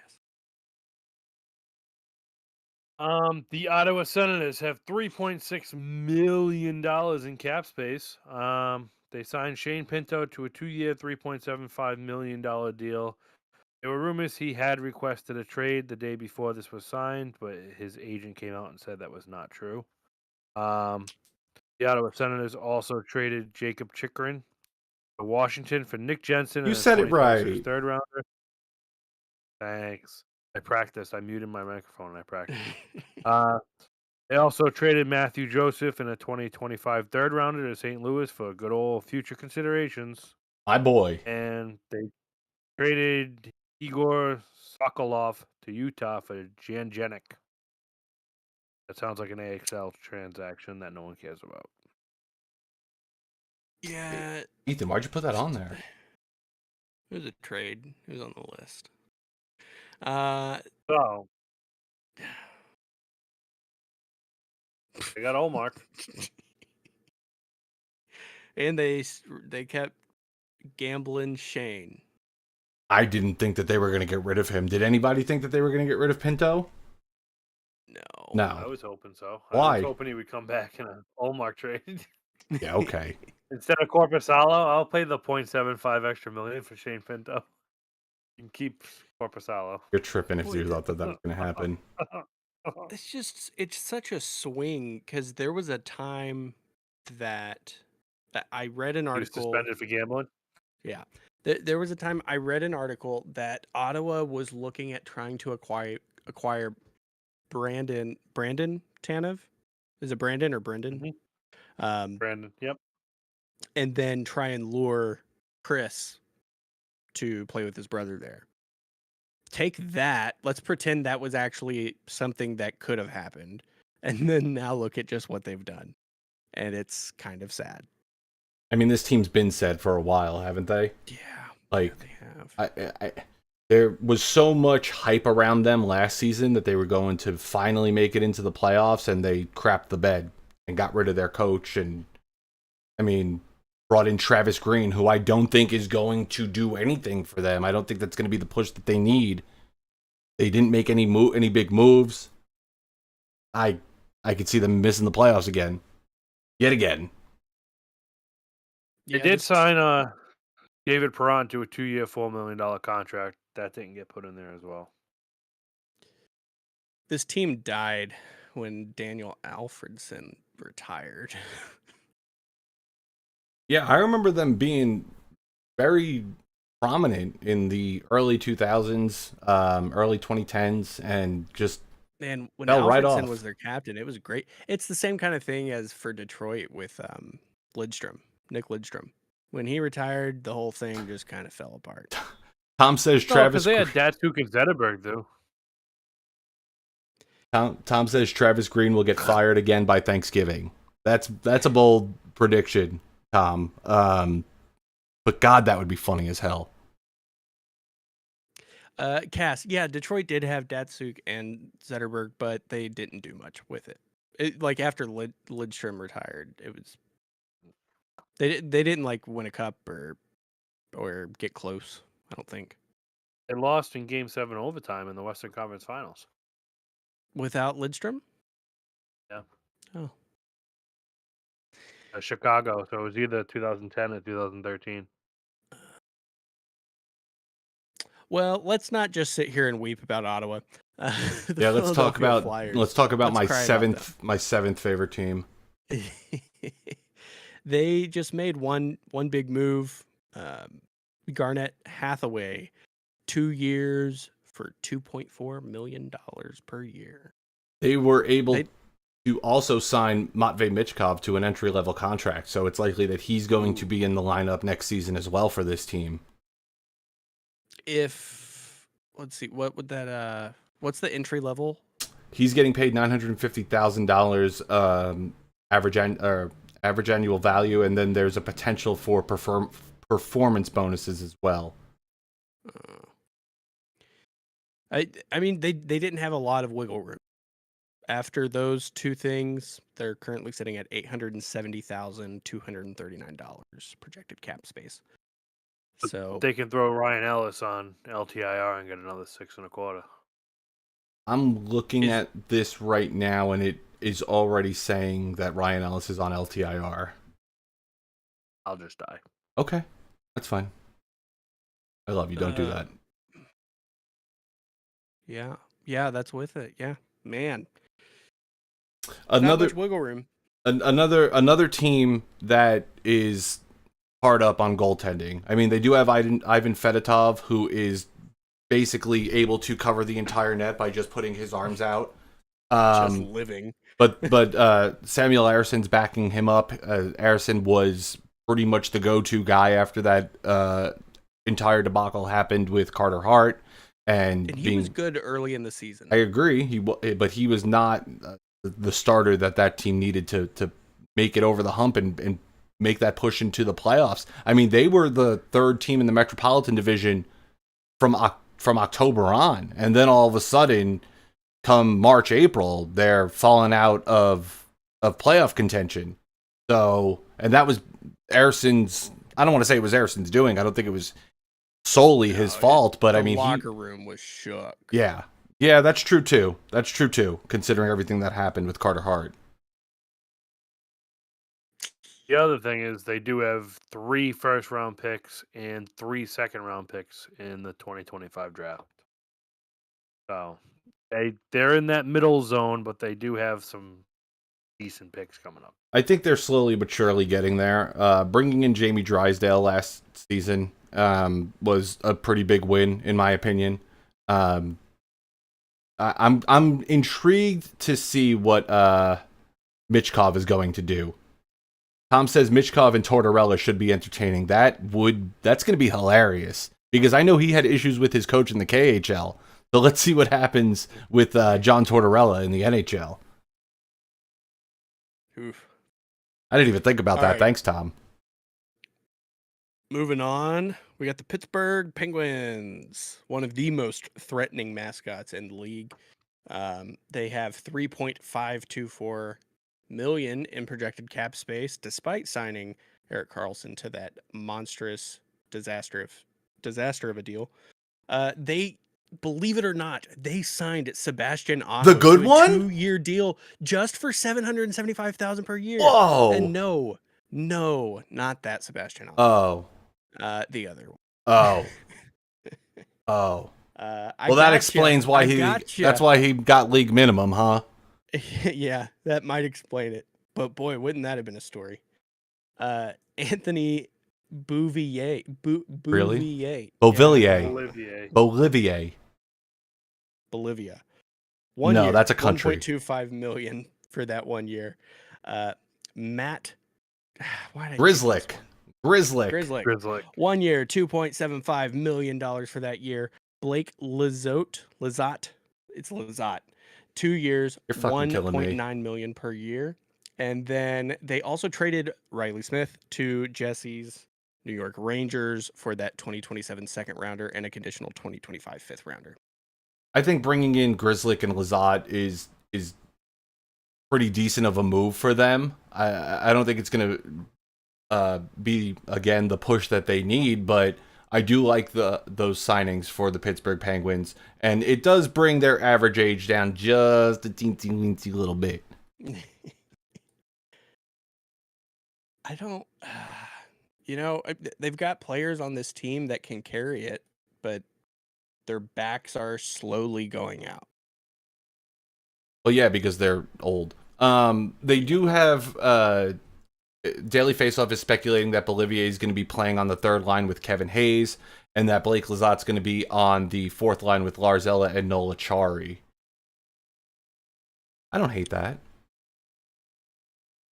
Yeah, I also think go. Go ahead.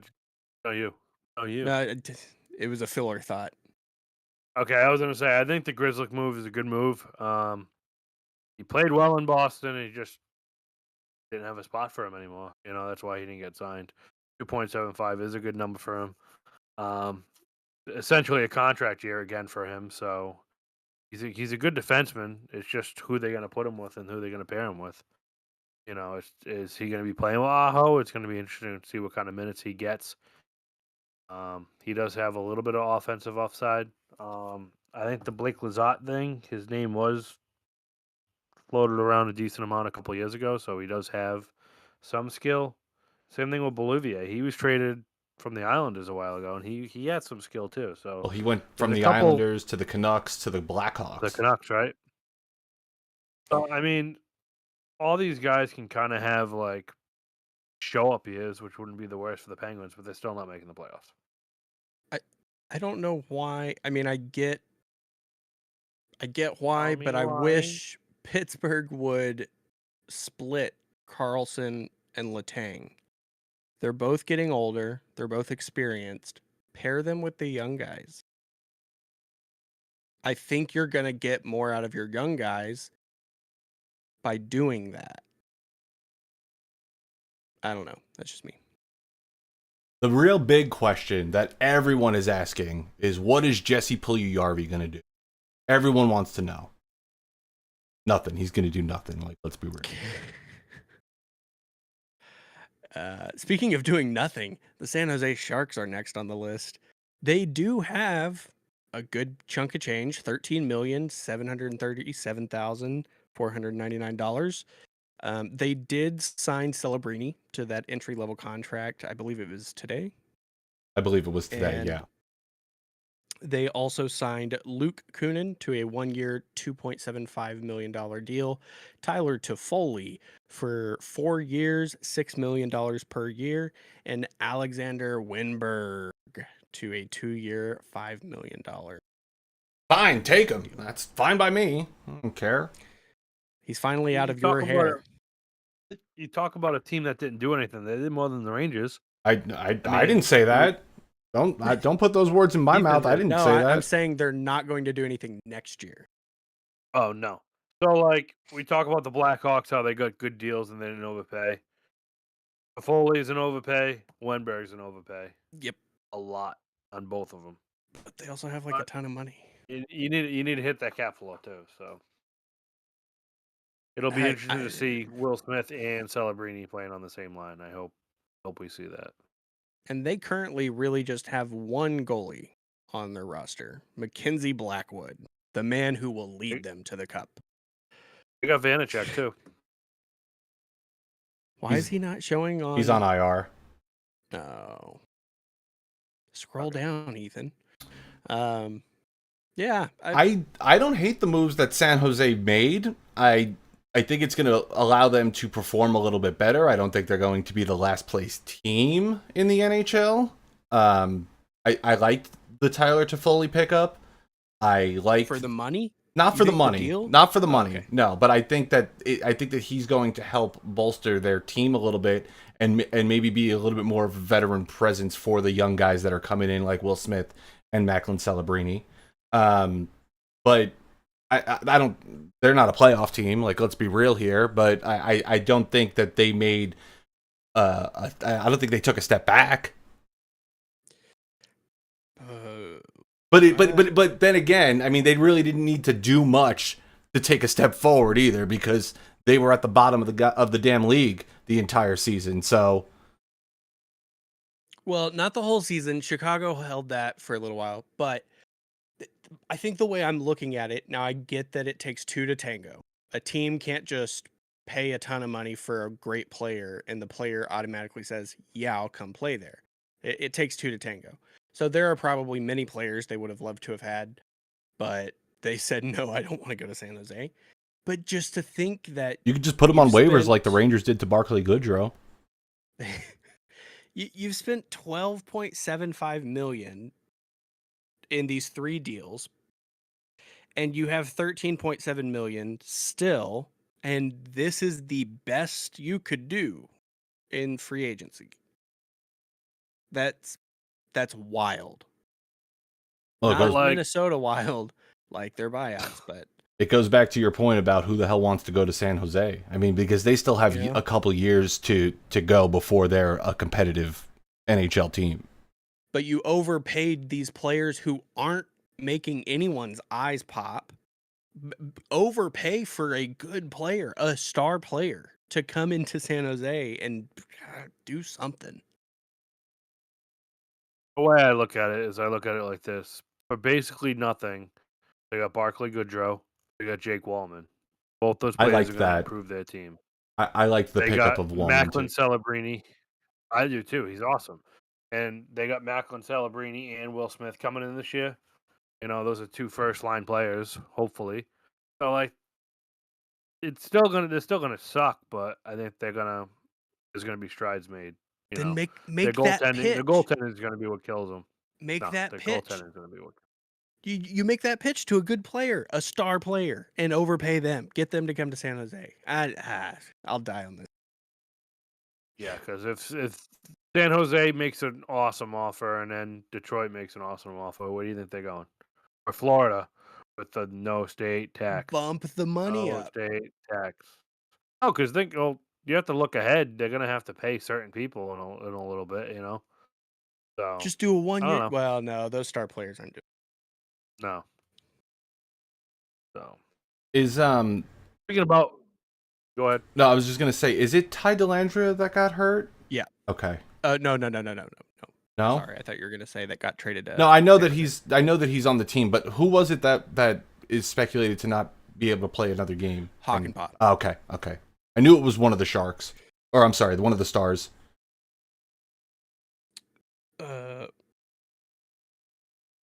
Kraken.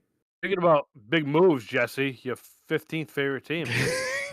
I just have a lot of favorite teams, apparently. The Islanders, Penguins, Flyers, the Devils, the Bruins, the Habs, the Leafs. Okay, go. The Seattle Kraken. Original 6, according to Ethan. Yeah. That's true. The Seattle Kraken made 2 big moves in this year's free agency. They signed Brandon Montour, who's coming hot off a Stanley Cup win with the Florida Panthers. Bit of an overpayment for both of these guys, but Montour's getting 7 years, $7.14 million. Chandler Stevenson, 7 years at $6.25 million. They got rid of Brian Dumoulin, sending him to Anaheim for a 2026 fourth rounder. I like the pickups.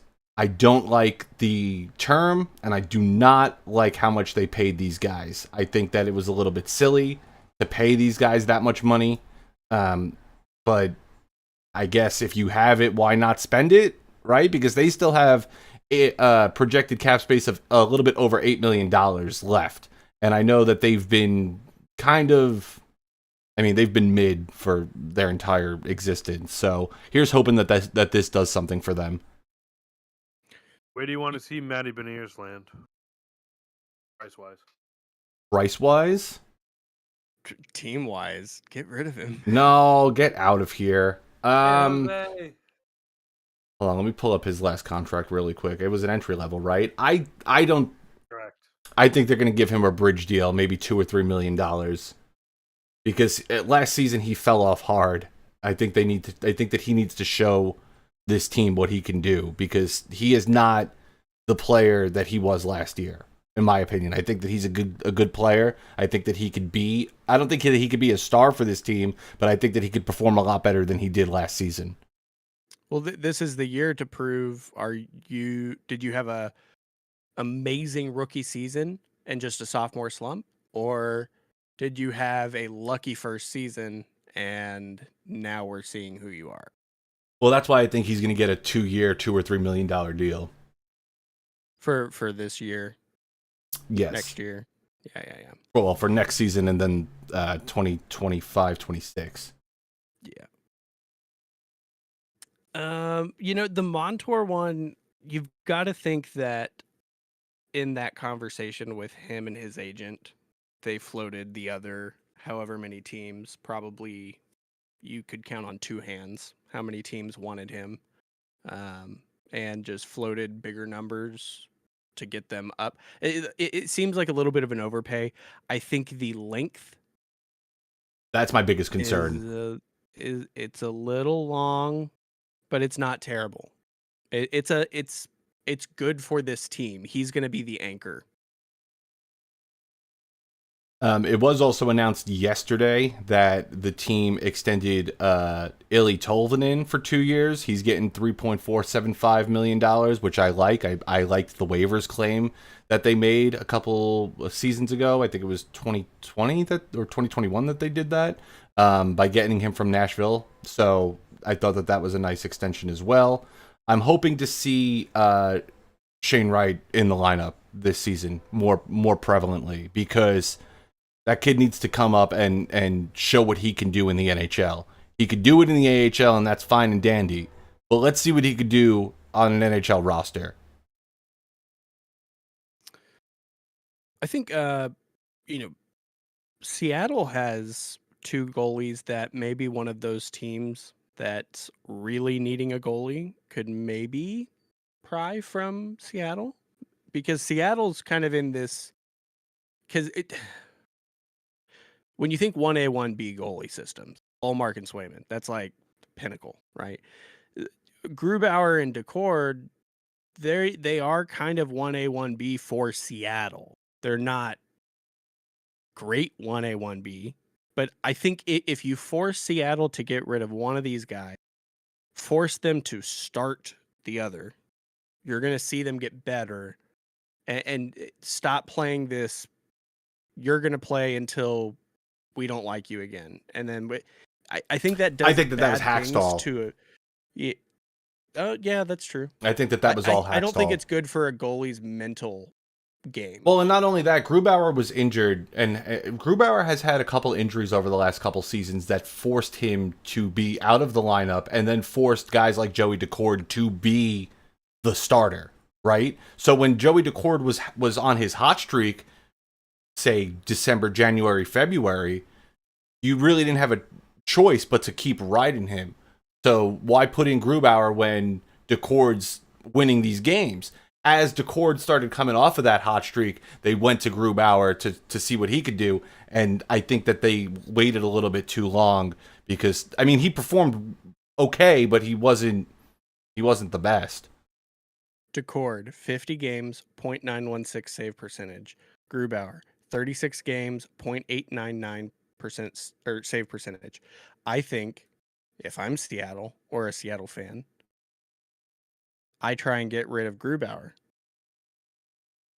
I mean, he's getting paid $5.9 million. Hell yeah. If there's going to be one of those guys that you want to get rid of, I would hate to say it because I've got the guy's jersey and I like him, but Grubauer's the one. Decord's the goaltender for this team for the next couple of years, in my opinion. Calgary, they're sitting at 21 million. They don't really have a great starter. That's a team. I think that's a win-win for everyone. And you see Decord play the full thing. Yeah, but you could have Grubauer there just to kind of be the vet guy. It's not a Markstrom, but I don't know. Well, he's got a 10-team no trade clause, so if I were him, I'd put Calgary on that list. We'll go into that later on what teams you'd put on your list. Oh, I've already got it. I've already got the list. All my favorites.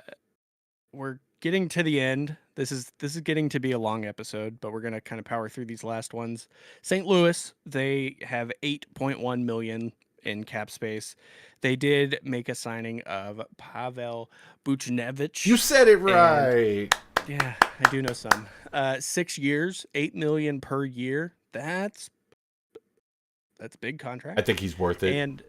And as we mentioned earlier, St. Louis just had future considerations to dish out for everyone. They sent some to Dallas and to Ottawa for Radek Faksa, Matthew Joseph, and a 2025 third rounder. I like So- the. Go ahead, Kaz. With this, I mean, Pavel Buchnevich, he's making 5.8 mil this year, and then his engine kicks in. It's one. I feel like it's one of those things where like he hasn't played a crap ton and he's getting the money, but at the same time, I feel like every year his name was floated around for trade rumors too.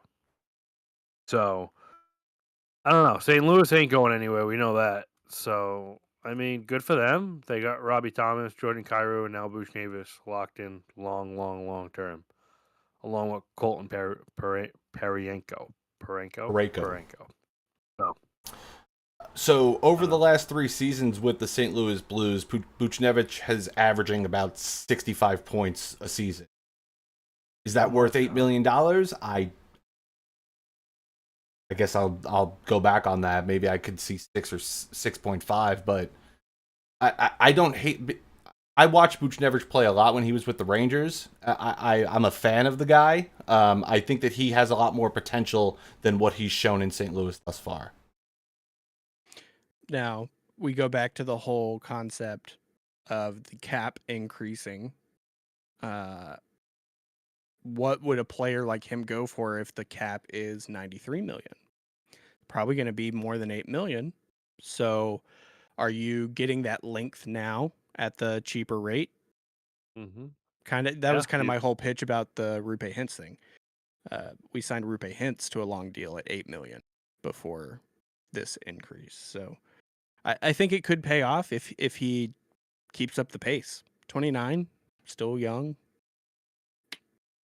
Not bad. So moving on to the Tampa Bay Lightning. They made some crazy moves before free agency even started. They traded a third-round pick to Carolina for the signing rights for Jake Gensel, and they turned around and signed him to a 7-year contract at $9 million per year. They also signed Victor Hedman to a 4-year extension worth $8 million. And then a little one that they did is they signed Cam Atkinson to a 1-year contract, which was worth, I believe, $800K, if I'm not mistaken. 900K. He got bought up. 900K. You don't want to. I'll take the extra 100 if he doesn't want it. But yeah, I mean, I think that's a good signing. He's, these players with the buyouts that sign for under $1 million, they got nothing to lose. They're just gonna play their guts off to try and get a good contract. You know what I mean? So I have no problem with that. Obviously, I mean, Gensel, that number's high, but I don't know. I feel like Tampa kind of needed to overpay to get him, but same thing, no state tax. So that 9 in Toronto, in Tampa is like 13 or 14 in Toronto. Does bringing in Gensel allow them to get past the first round in the playoffs? If this is the roster by the trade deadline, you're going to see Tampa have the same exact outcome next I year. agree. Yeah, he's just replacing Stamkos basically. His production maybe a little bit better, but nope, Tampa they're not is doing anything. they are fighting so hard to not go to rebuild mode, and it's you got to do more than that. I think by I don't. Go ahead. I was just gonna say I don't think they're gonna go in rebuilding mode anytime soon until Vasilevsky's gone. Like same thing, if Vasilevsky has an Igor Shesterkin playoffs, they'll do well in the playoffs, but they need. The defense got decimated. Like I can't believe they got rid of Sergachev. Like, that's wild. That was huge. Something tells me their team doctors don't like it. That's what I would guess. But they fleeced Montreal on that. They traded Druin for Sergachev straight up, and obviously Sergachev is a 2-time Cup winner, if I'm not mistaken, and he was a pillar of that defense. I cannot believe that. No, but remember, like he had But, he had the big injury, then he came back like shockingly fast, Yeah, and then Yep. instantly went out again. I think. I mean, in his defense, that fall was pretty bad. Oh no, it was. I'm just saying. I think Tampa took a look at it. they consult with the doctors. They kind of feel like, where does this projection going forward, like with this injury? And I think Tampa says it's a risk, and then they just kind of dupe Utah into taking it. That's what I think. But I think for the Vasilevsky thing that you were saying, Cass, I think that's right if you're assuming they want to keep him for the entire time. If you accept a rebuild, you can expedite your rebuild if you have a fire sale of players like Vasilevsky. Get rid of him once you commit to the rebuild. Your rebuild can be just a few years rather than something like San Jose. He That's has a team no trade list from 2025 to 2027, which Jesse, what any were you team gonna would say? take him. Oh, for sure. I don't remember. Dang it. I lost. Was it something about Toronto? Absolutely not. I have nothing to say. 16th favorite team. They're currently over the cap, 694 million. Oh, I'm sorry. Imagine $694,667. They did extend Max Domi 4 years, $3.75 million. They brought in Oliver Ekman-Larsson at 4 years, $3.5 million. Yanni Hakanpää, who we mentioned earlier, might not play another game in the NHL. 2 years, $1.5 million. They extended Timothy Liljegren 2 years, $3 million. The other Matt Murray at 1 year, $875,000. They got Anthony Stolarz from the Florida Panthers, 2 years, $2.5 million. They extended Joseph Wall, 3 years, $3.66 million. And then they brought in defenseman Chris Tanev, 6 years, $4.5 million. I just want to kick this off by thanking Jim Nill for not giving Chris Tanev that contract. I don't think this is going to push them over the edge either. So that's absurd.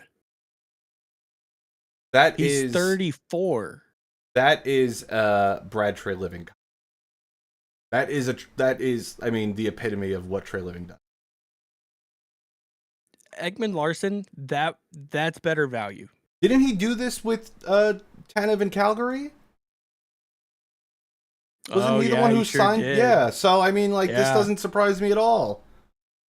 The biggest thing that they did currently in their offseason, the best move that they made, is bringing in head coach Craig Berube. That's the best move. Well, Oliver Ekman-Larsson. I like OEL too. 4 years, 3.5. That's not bad. And he's still getting paid from that buyout, isn't he? In Vancouver? Vancouver. Sorry.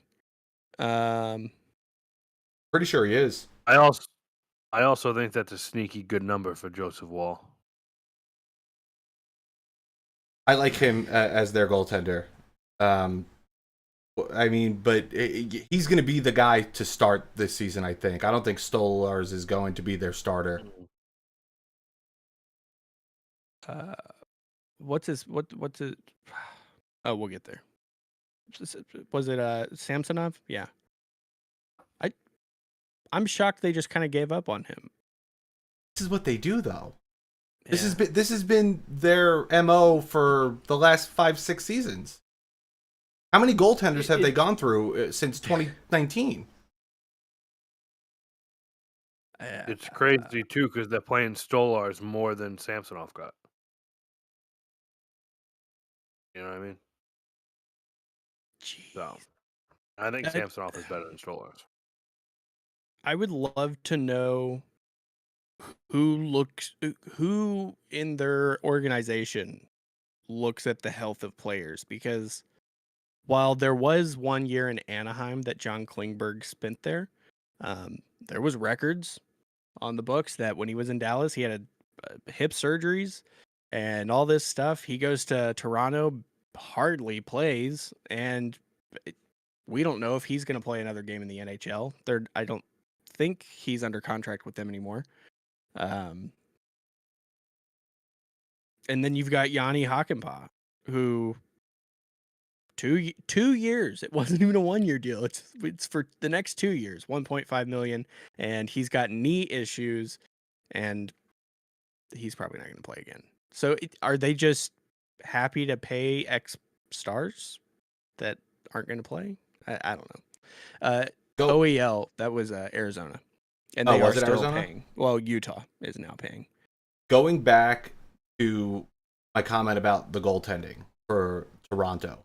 In 2019-2020, they had 4 goalies that played at least one game. 2020-21, they had 4 goalies who played at least one game. 21-22, they had 5 goalies that played at least one game. And last season, they had 5 goalies that played at least one game.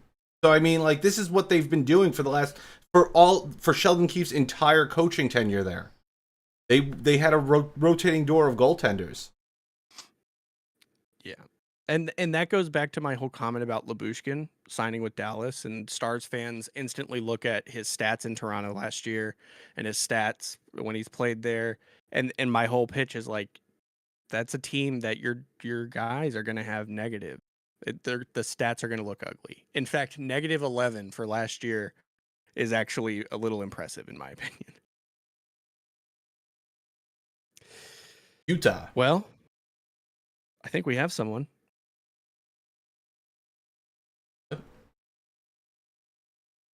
Yeah, isn't Kat here?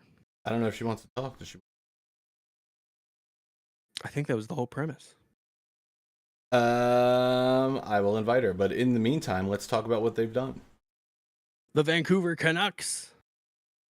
They got $240,833 in cap space. They, made a lot of signings. Teddy Bluger, 2 years, $1.8 million per year. Jake DeBrusk, I think Cass likes him. 7 years, $5.5 million per year. Vincent Descharnais, 2 years, $2 million per year. Derek Forbert, 1 year, $1.5 million for that year. Danton Heinen, 2 years, $2.25 million per year. Dakota Joshua, 4 years, $3.25 million per year. Tyler Myers, 3 years, $3 million per year. And Kiefer Sherwood, maker of Sherwood hockey sticks. Just kidding. 2 years, $1.5 million per year. A lot of moves. They collecting ex-Bruins like it's their job. Kind of like the Bruins did with the Canucks. They got Zadorov and Lindholm, and Canucks got Jake DeBrusk, Derek Forbert, and Danton Heinen from the Bruins. That's a good number for DeBrusk. The term is kind of. I mean, at the same time, he's a young player, so lock him in. The cap's only going to go up, so maybe that isn't that bad of a deal. He's I just thought you so were going to hot. say it was bad. He's so streaky. It's just one of those things. Like, he was healthy. He's been healthy scratched the last couple of years just because he's so streaky. But when he's on, he's on, and he is a playoff performer. I will say that he scored some big goals, especially against Toronto, over the last couple of years. So, I think the team gets better, right? I don't think they got worse. I wouldn't say they got a lot better. Sorry, I'm a little Yeah. I'm a little spaced No, out. you're good. No, you're good. Yeah, I agree with you. I don't think they got worse. I mean, I think they, if it weren't for the injury to Demko last season, Yeah. I think they would have beaten the Edmonton Oilers. And Without a doubt. probably would have beaten the Florida Panthers. I don't know about that. It wouldn't have gone 3-0. I don't think it would have gone 3-0. Yeah, but I once the Panthers made it to the Stanley Cup final, I kind of thought it was going to be them. From that point on. I'm curious. What are you curious about? I would say that's very broad. The regular season record between those two teams. Edmonton and Florida? Vancouver and Florida. Florida beat Edmonton in every game in the regular season. But I think that the Dakota Joshua number is a very good number too for 4 years. Agreed. He kind of had a breakout year this year, and I think locking him up at 3.25 for 4 years is going to look like a steal in 3. let's see. They beat the Canucks beat the Panthers 5-3. Beat them 4-0. And that was it. Play twice. Yeah. Opposite conference. But yeah, not much more to say about that. What were you gonna say? No, I was gonna say I like what Vancouver did. I don't think they have much in the tank left for moves that they need to make. I think Shelovs is going to get a little bit more of a. I think. Actually, he's a restricted free agent, so we need to see what they're going to do with him because they only have $240,000 in projected cap space. So, what are they going to do with that? But yeah. And they are still paying Oliver Ekman-Larsson. I was correct. So maybe he got bought out by both of them. Oh yeah. Yeah, he did. Yes, that's right. No, he got traded from Arizona to Vancouver, and I think Arizona kept some of his salary, and then Vancouver bought him out, if I'm not mistaken. 796. Oh yeah, they're gonna have to do something. Anyways.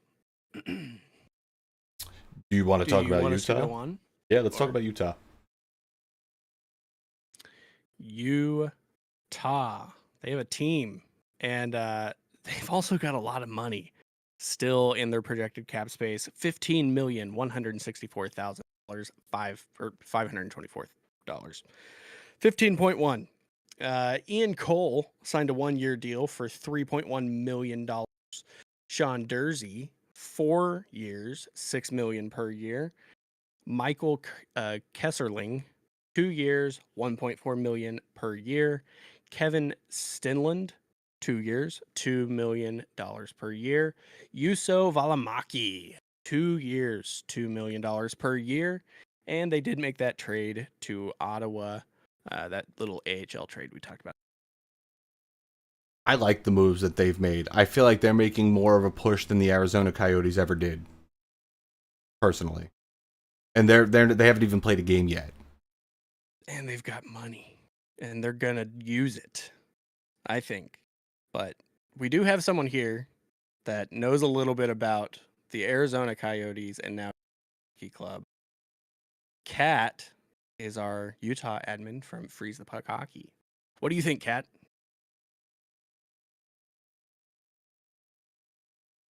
Nothing. Not sure if she's here, but it looks like she is. But let's see what we could do about getting her going. But in the meantime, I think that I like the Sean Durzi sign, the extension for him. I like the Valimaki extension. I thought that he was a really great goaltender for them last season. Ian Cole being brought in at $3.1 million is kind of I'm a little wishy-washy on that, but Kat, are you there? He's not. Keep going. Shea Weber is on their LTIR. They trade. Oh, they took some. Yeah, Coyotes traded for his contract from Montreal, I think. Oh, how nice of them! I know, right?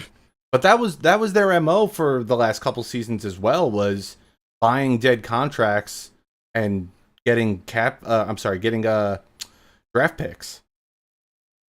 I think it's going to be interesting, and I'm going to make a very hot take here. Depending on what they do with this $15 million, I think they're going to be in the playoff race. They're ridiculous. Oh my God. Top 10 pick next year.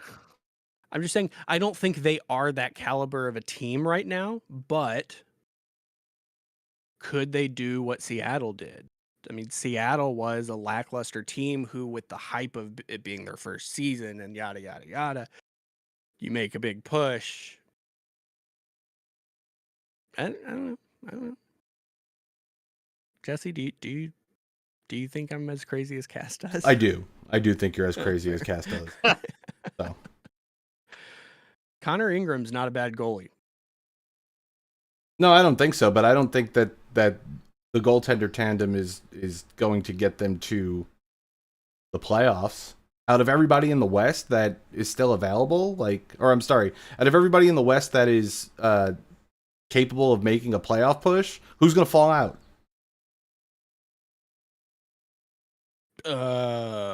Jets. For the Kings. Yeah. Yeah, there you go. I mean, do you think Calgary it has a better chance? No. I don't. Not making that bet.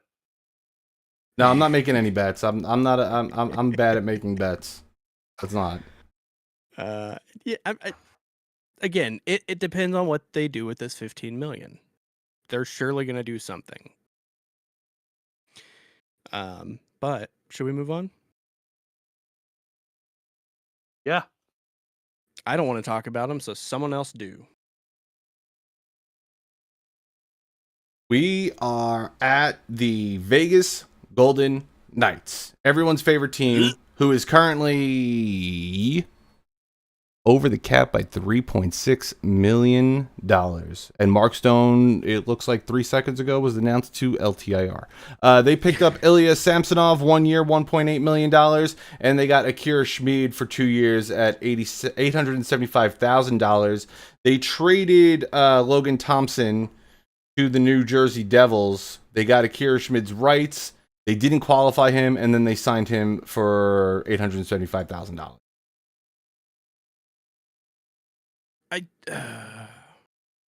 I guess Schmid is AHL. I think Lettner's going to go back on LTIR, and that'll give them 1.3 million in cap space once he goes back. No, but like you also have Hill and Samsonov, so those are your 1-2s, right? I don't make sense of it. I don't know. can't. Maybe they see Akira Schmid or Samsonov, see who does better in preseason, and maybe Samsonov gets dropped to the AHL and someone picks him up on the waiver wire. Who knows? You know. What's most shocking about the whole thing to me is that Logan Thompson was traded. Now I know he requested the trade.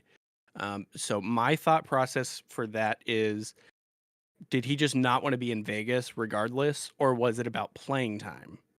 If it was about playing time, he signed, which we'll get there. He signed a deal, or no, we won't get there. It was like 1 year, 776,000, I think.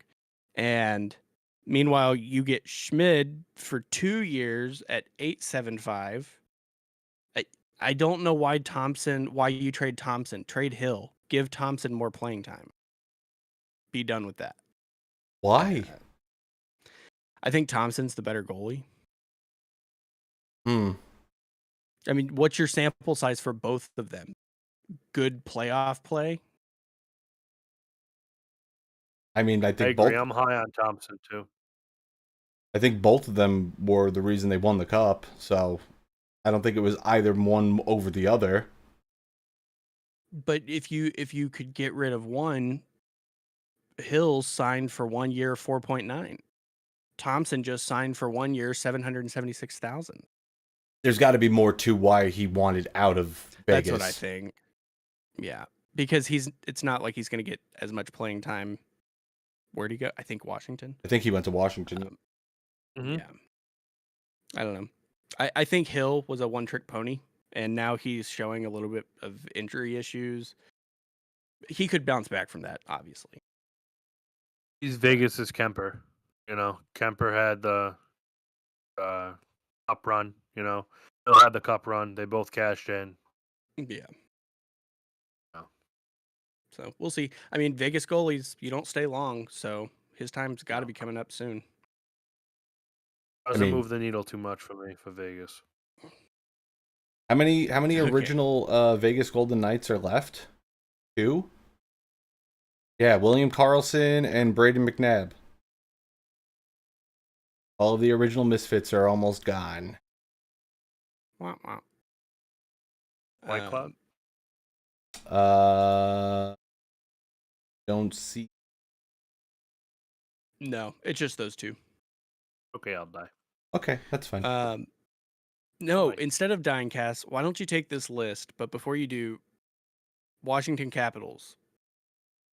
Their Yeah. cap space is negative $13.3 million, which makes it a question as to what's going on and is this why they wanted cap friendly? Like, it's just so coincidental that the one team that pulled this crap move about cap friendly, they're the one sitting at negative 13.3 million. Yeah, but you put Nicholas Backstrom on IR, LTIR. He's 9.2, and they're saying TJ Oshie might be LTIR. He's 5.75. They got positive cap now. So I guess. mean, it sounds bad, but It's just so know. funny that when we look at the list today, they're the worst looking team cap. mhm. All right, go for it. I love all the moves that they made. They got Brandon Duhaime, 2-year contract, 1.85 mil AAV. Connor McMichael, 2 years, 2.1 AAV. Taylor Radish, 1 year, 1 mil. Matt Roy, 7 years, 5.5 mil. Apparently another Matt Roy, 7 years, 5.5 mil, because he's on the list twice, so there must be two of them. And we've already Ethan. went over the Jacob Chikrin signing. Well, there's two of them. Nick Jensen. So Did I you- love the moves. I think they might be the most improved team.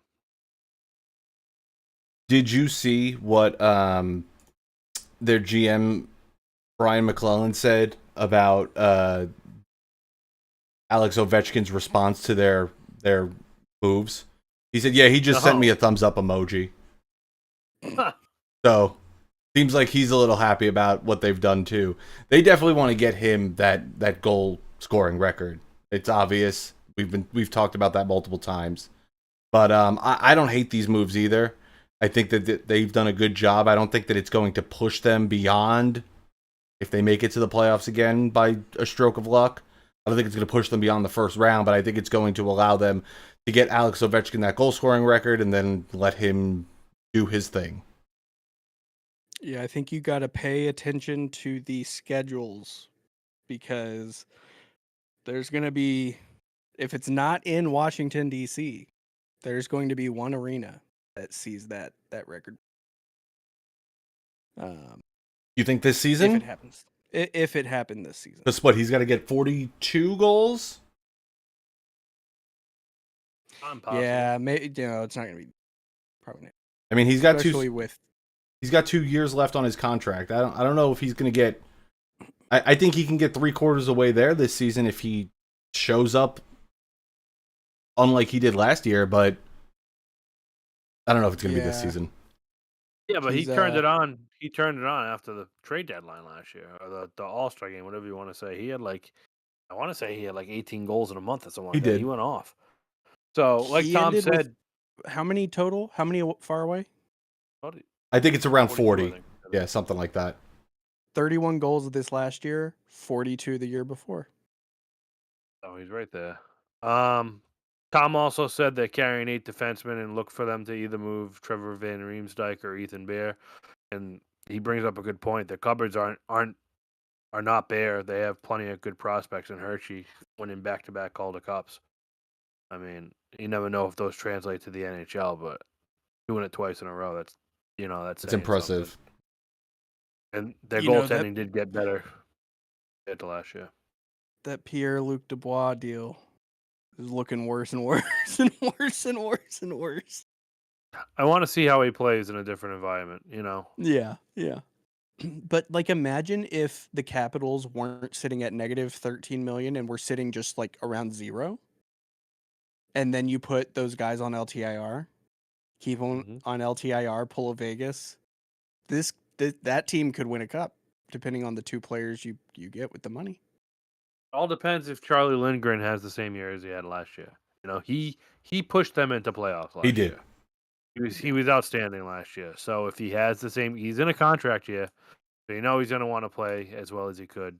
You never know. Maybe his brother ends up on the team after the Rangers can't sign them. So Not happening. All right, you want to give us our last team, Jesse? Surely. Our last team is the Winnipeg Jets. They are sitting at $4,251,309 left of cap space. And they signed goaltender Capo Kekkonen to a 1-year, $1 million contract. They also traded nobody to Carolina for Dylan Coughlin. That's Mr. Future Consideration. Oh, excuse me. I'm so sorry. Please, Mr. Future Considerations, please accept my humblest apology. What would I do without you?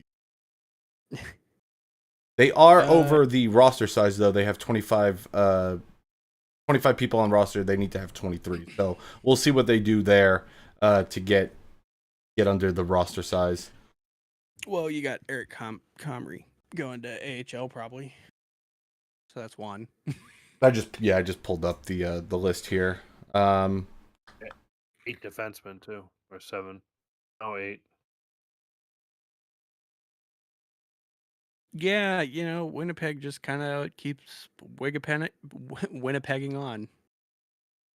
You've heard Ehlers' name in trades a lot. You think he's going to be moved before the season starts? I could see it happening. As a rental towards the deadline. No, not before the season starts. But at the deadline. That's really that was a lot of names and a lot of money dished out. Over $1 billion for the first time in the NHL was divvied out on day one, week. July 1st. Day one.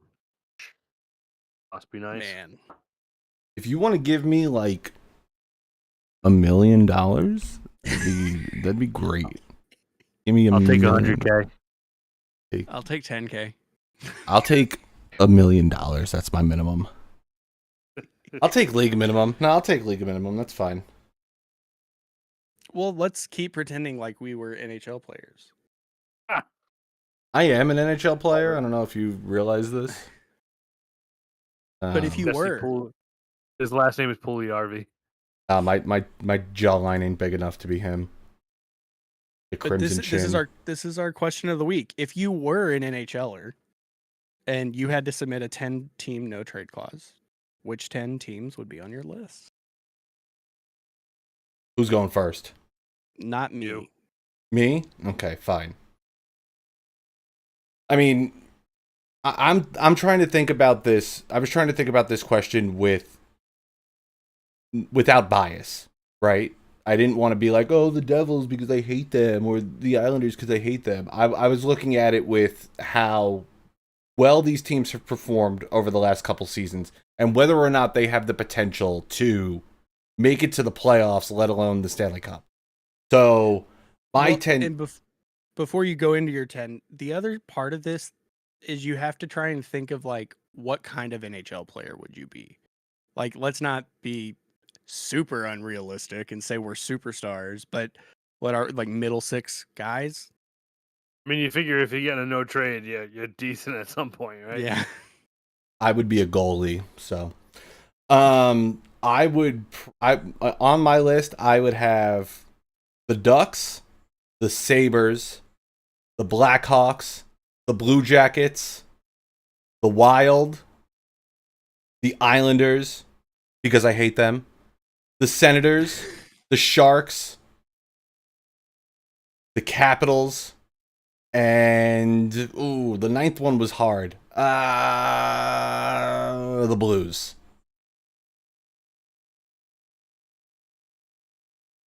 That's interesting. Why Anaheim? You're a goalie, you say. Mm-hmm. What have they done? What have they done? They won a cup in 2007. Okay, that was almost 20 years ago, bro. It wasn't 1994 though. Okay. And New York Rangers weren't on your list. I'm on the Rangers. I'm already on the Rangers. What do you mean? They signed me $12 million. They're going to retain 50%. I speak no English. I speak no English. Yeah. I'm Jesse Shesterkin, bro. I'm trying to think of... Tom wants to know why Washington, because I hate them. He's not using bias, though. Don't worry. Hey, I didn't say the Devils. I didn't say the Flyers either. That's true. No. Cass, can you please go? I didn't write out a list, so I'm So my perspective is a little bit different than both yours because I have a family. So all 7 Canadian teams are already on the list. So it's pretty easy. So it left me with 3. And Chicago and Detroit were automatically on the list because those are kind of sketchy areas to me. You don't hear a lot of good things happening in Chicago or Detroit at this Really? point right now. Yes. Come on to And, Seattle. New York Islanders, because screw trying to get on and off that island. I'm all set. So that's where I'm at. Mine was more feasible. Boring. Mine was more feasible, family oriented than where I would want to play. Boring. okay. Let's see. Man, I thought you'd take a little longer than that, Cass. Psych. Okay. I'm going. It's gonna sound This is biased. bull. It's so far north, but that's why Edmonton, Yep. San Jose, Vegas, then Minnesota, St. Louis, Columbus, New York Islanders, Buffalo Sabres, Florida Panthers, Ottawa Senators. That's it. You wouldn't want to go to Florida just for the no state tax. Tampa. It's I'd go almost to like Tampa. double your paycheck. There you go. Dude, Miami's just so humid, man. It's ugh. So what I got out of this exercise, you're both closet Bruins fan, and I love it. Okay. Then yeah, I'm also a closet Nashville fan. Well, aren't we all? I wouldn't mind going to I'm not Chicago. closeted. I get the I get You're out of the closet? I'm out of the closet on Nashville. The thing about Chicago, I get the whole like the crap that's happened. But that's like a storied franchise. Like if you got traded to go play there, to play in that barn, that'd be cool. I'd You get rather shot walking out. I'd rather play in Boston. What was that? I said go to hell. Tom says I hate the Rangers, but if I was a player, I would want to play in New York at the Garden. Oh, of course. It's a dream. The building's insane. The atmosphere's insane. The city's insane. But you Hell have yeah. to get to the Garden. The other thing Take a about subway. Anaheim, the other thing about Anaheim is Anaheim, like the city itself and that area, Orange County. I mean, it's gorgeous. And Okay. you're getting paid. I'm big going to the bucks. Kings. Mr. King. Well, that kind of wraps it up. And I guess I'll do this wrap up so that Jesse's not patting himself on the back like he loves to do, because we know he loves to pump himself up. But this is the last episode of the season. I believe this is episode 57, if I'm not mistaken. Does anyone know off the top of their heads or head? Sounds good to me. No. I think you're right. This I'm sorry, episode 56. Okay. So 55 episodes ago was the very first episode. It was just a small little project started by Jesse and Brett, and Cass was behind the scenes for a long time. I miss those days. Then along came me, and then Amanda joined about halfway through the season. It's been a long journey. It's crazy to think that it's 56 episodes.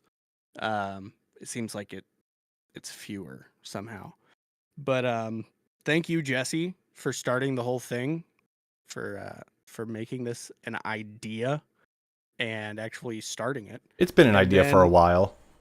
Obviously, thank the fans. Thank you guys. Thank you for following. If you follow us on Facebook, X/Twitter, YouTube, etc. at Top Shelf Dusters. Thank you guys. Thank you for tuning in. We're not done. Obviously, we're going to have a season 2 starting in September. We may check in halfway through the summer if there's some news to recap. but we'll get started with the 4 division breakdown in September. And as many of it you have asked, you've noticed the last couple weeks, Brett has not been here. He has sadly decided to venture off and start his own ventures with his brother, and we wish him nothing but the best. Thank you, Brett, for all the time you put into the podcast, Yeah. editing episodes. I mean, compiling notes. You had so many facts. I mean, you were ready, and so thank you, Brett. Yeah. And thank you guys for being here. We appreciate it. And thank you, Ethan and Cass, for jumping on and doing this all with us, because it's been a lot of fun. I don't thank Amanda. It was great without her, and it's been great without her today. I'm kidding. But yeah, no, thank you all for all of this. It's very much been appreciated. We've got some changes that we're going to be making over the summer. So come September, some things are going to look a little bit different. And yeah, we're very excited. I'm very excited for the summer, but I'm also very excited for hockey to start up again. So let's get that going. Absolutely. Thank you both. It's been an honor and a privilege. And obviously, also thank Freeze the Puck Hockey. That's how we all met each other. That's how we all got introduced. Love of the game, and all that. And thanks, Brett, for all your past contributions. Mm-hmm. And thanks, Amanda, for putting up with our BS and everyone else who's helped contribute day in and day out with this stuff. If you are not following us on Facebook, facebook.com/TopShelfDusters. If you're not following us on Twitter, X, Elon Muskville, whatever the hell we were calling it, go follow us at Top Shelf Dusters. You can email us at topshelfdusters@gmail.com if you have anything that you want to suggest to us, anything that you want us to change. If you want to tell Cass to go to hell, you could do that right there too. Here. Or you could do it right here in our chat as well. Tom says we should do TSD shirts. That's not beyond us, but we're also poor and doing this all by ourselves. So maybe if we get some funding from, I don't know, Cap Friendly.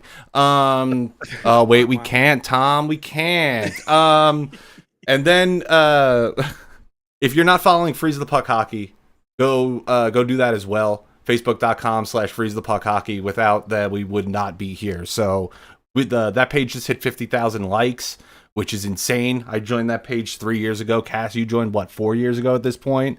When I joined there were only like 1,500 people, and we're at 50,000, and we're making stupid memes and doing nothing. So if you want to sponsor either the podcast or Freeze the Puck Hockey, we'll take your money. Thank you so much for watching. Thank you so much for listening. We will catch you next year. Have a good one, everybody.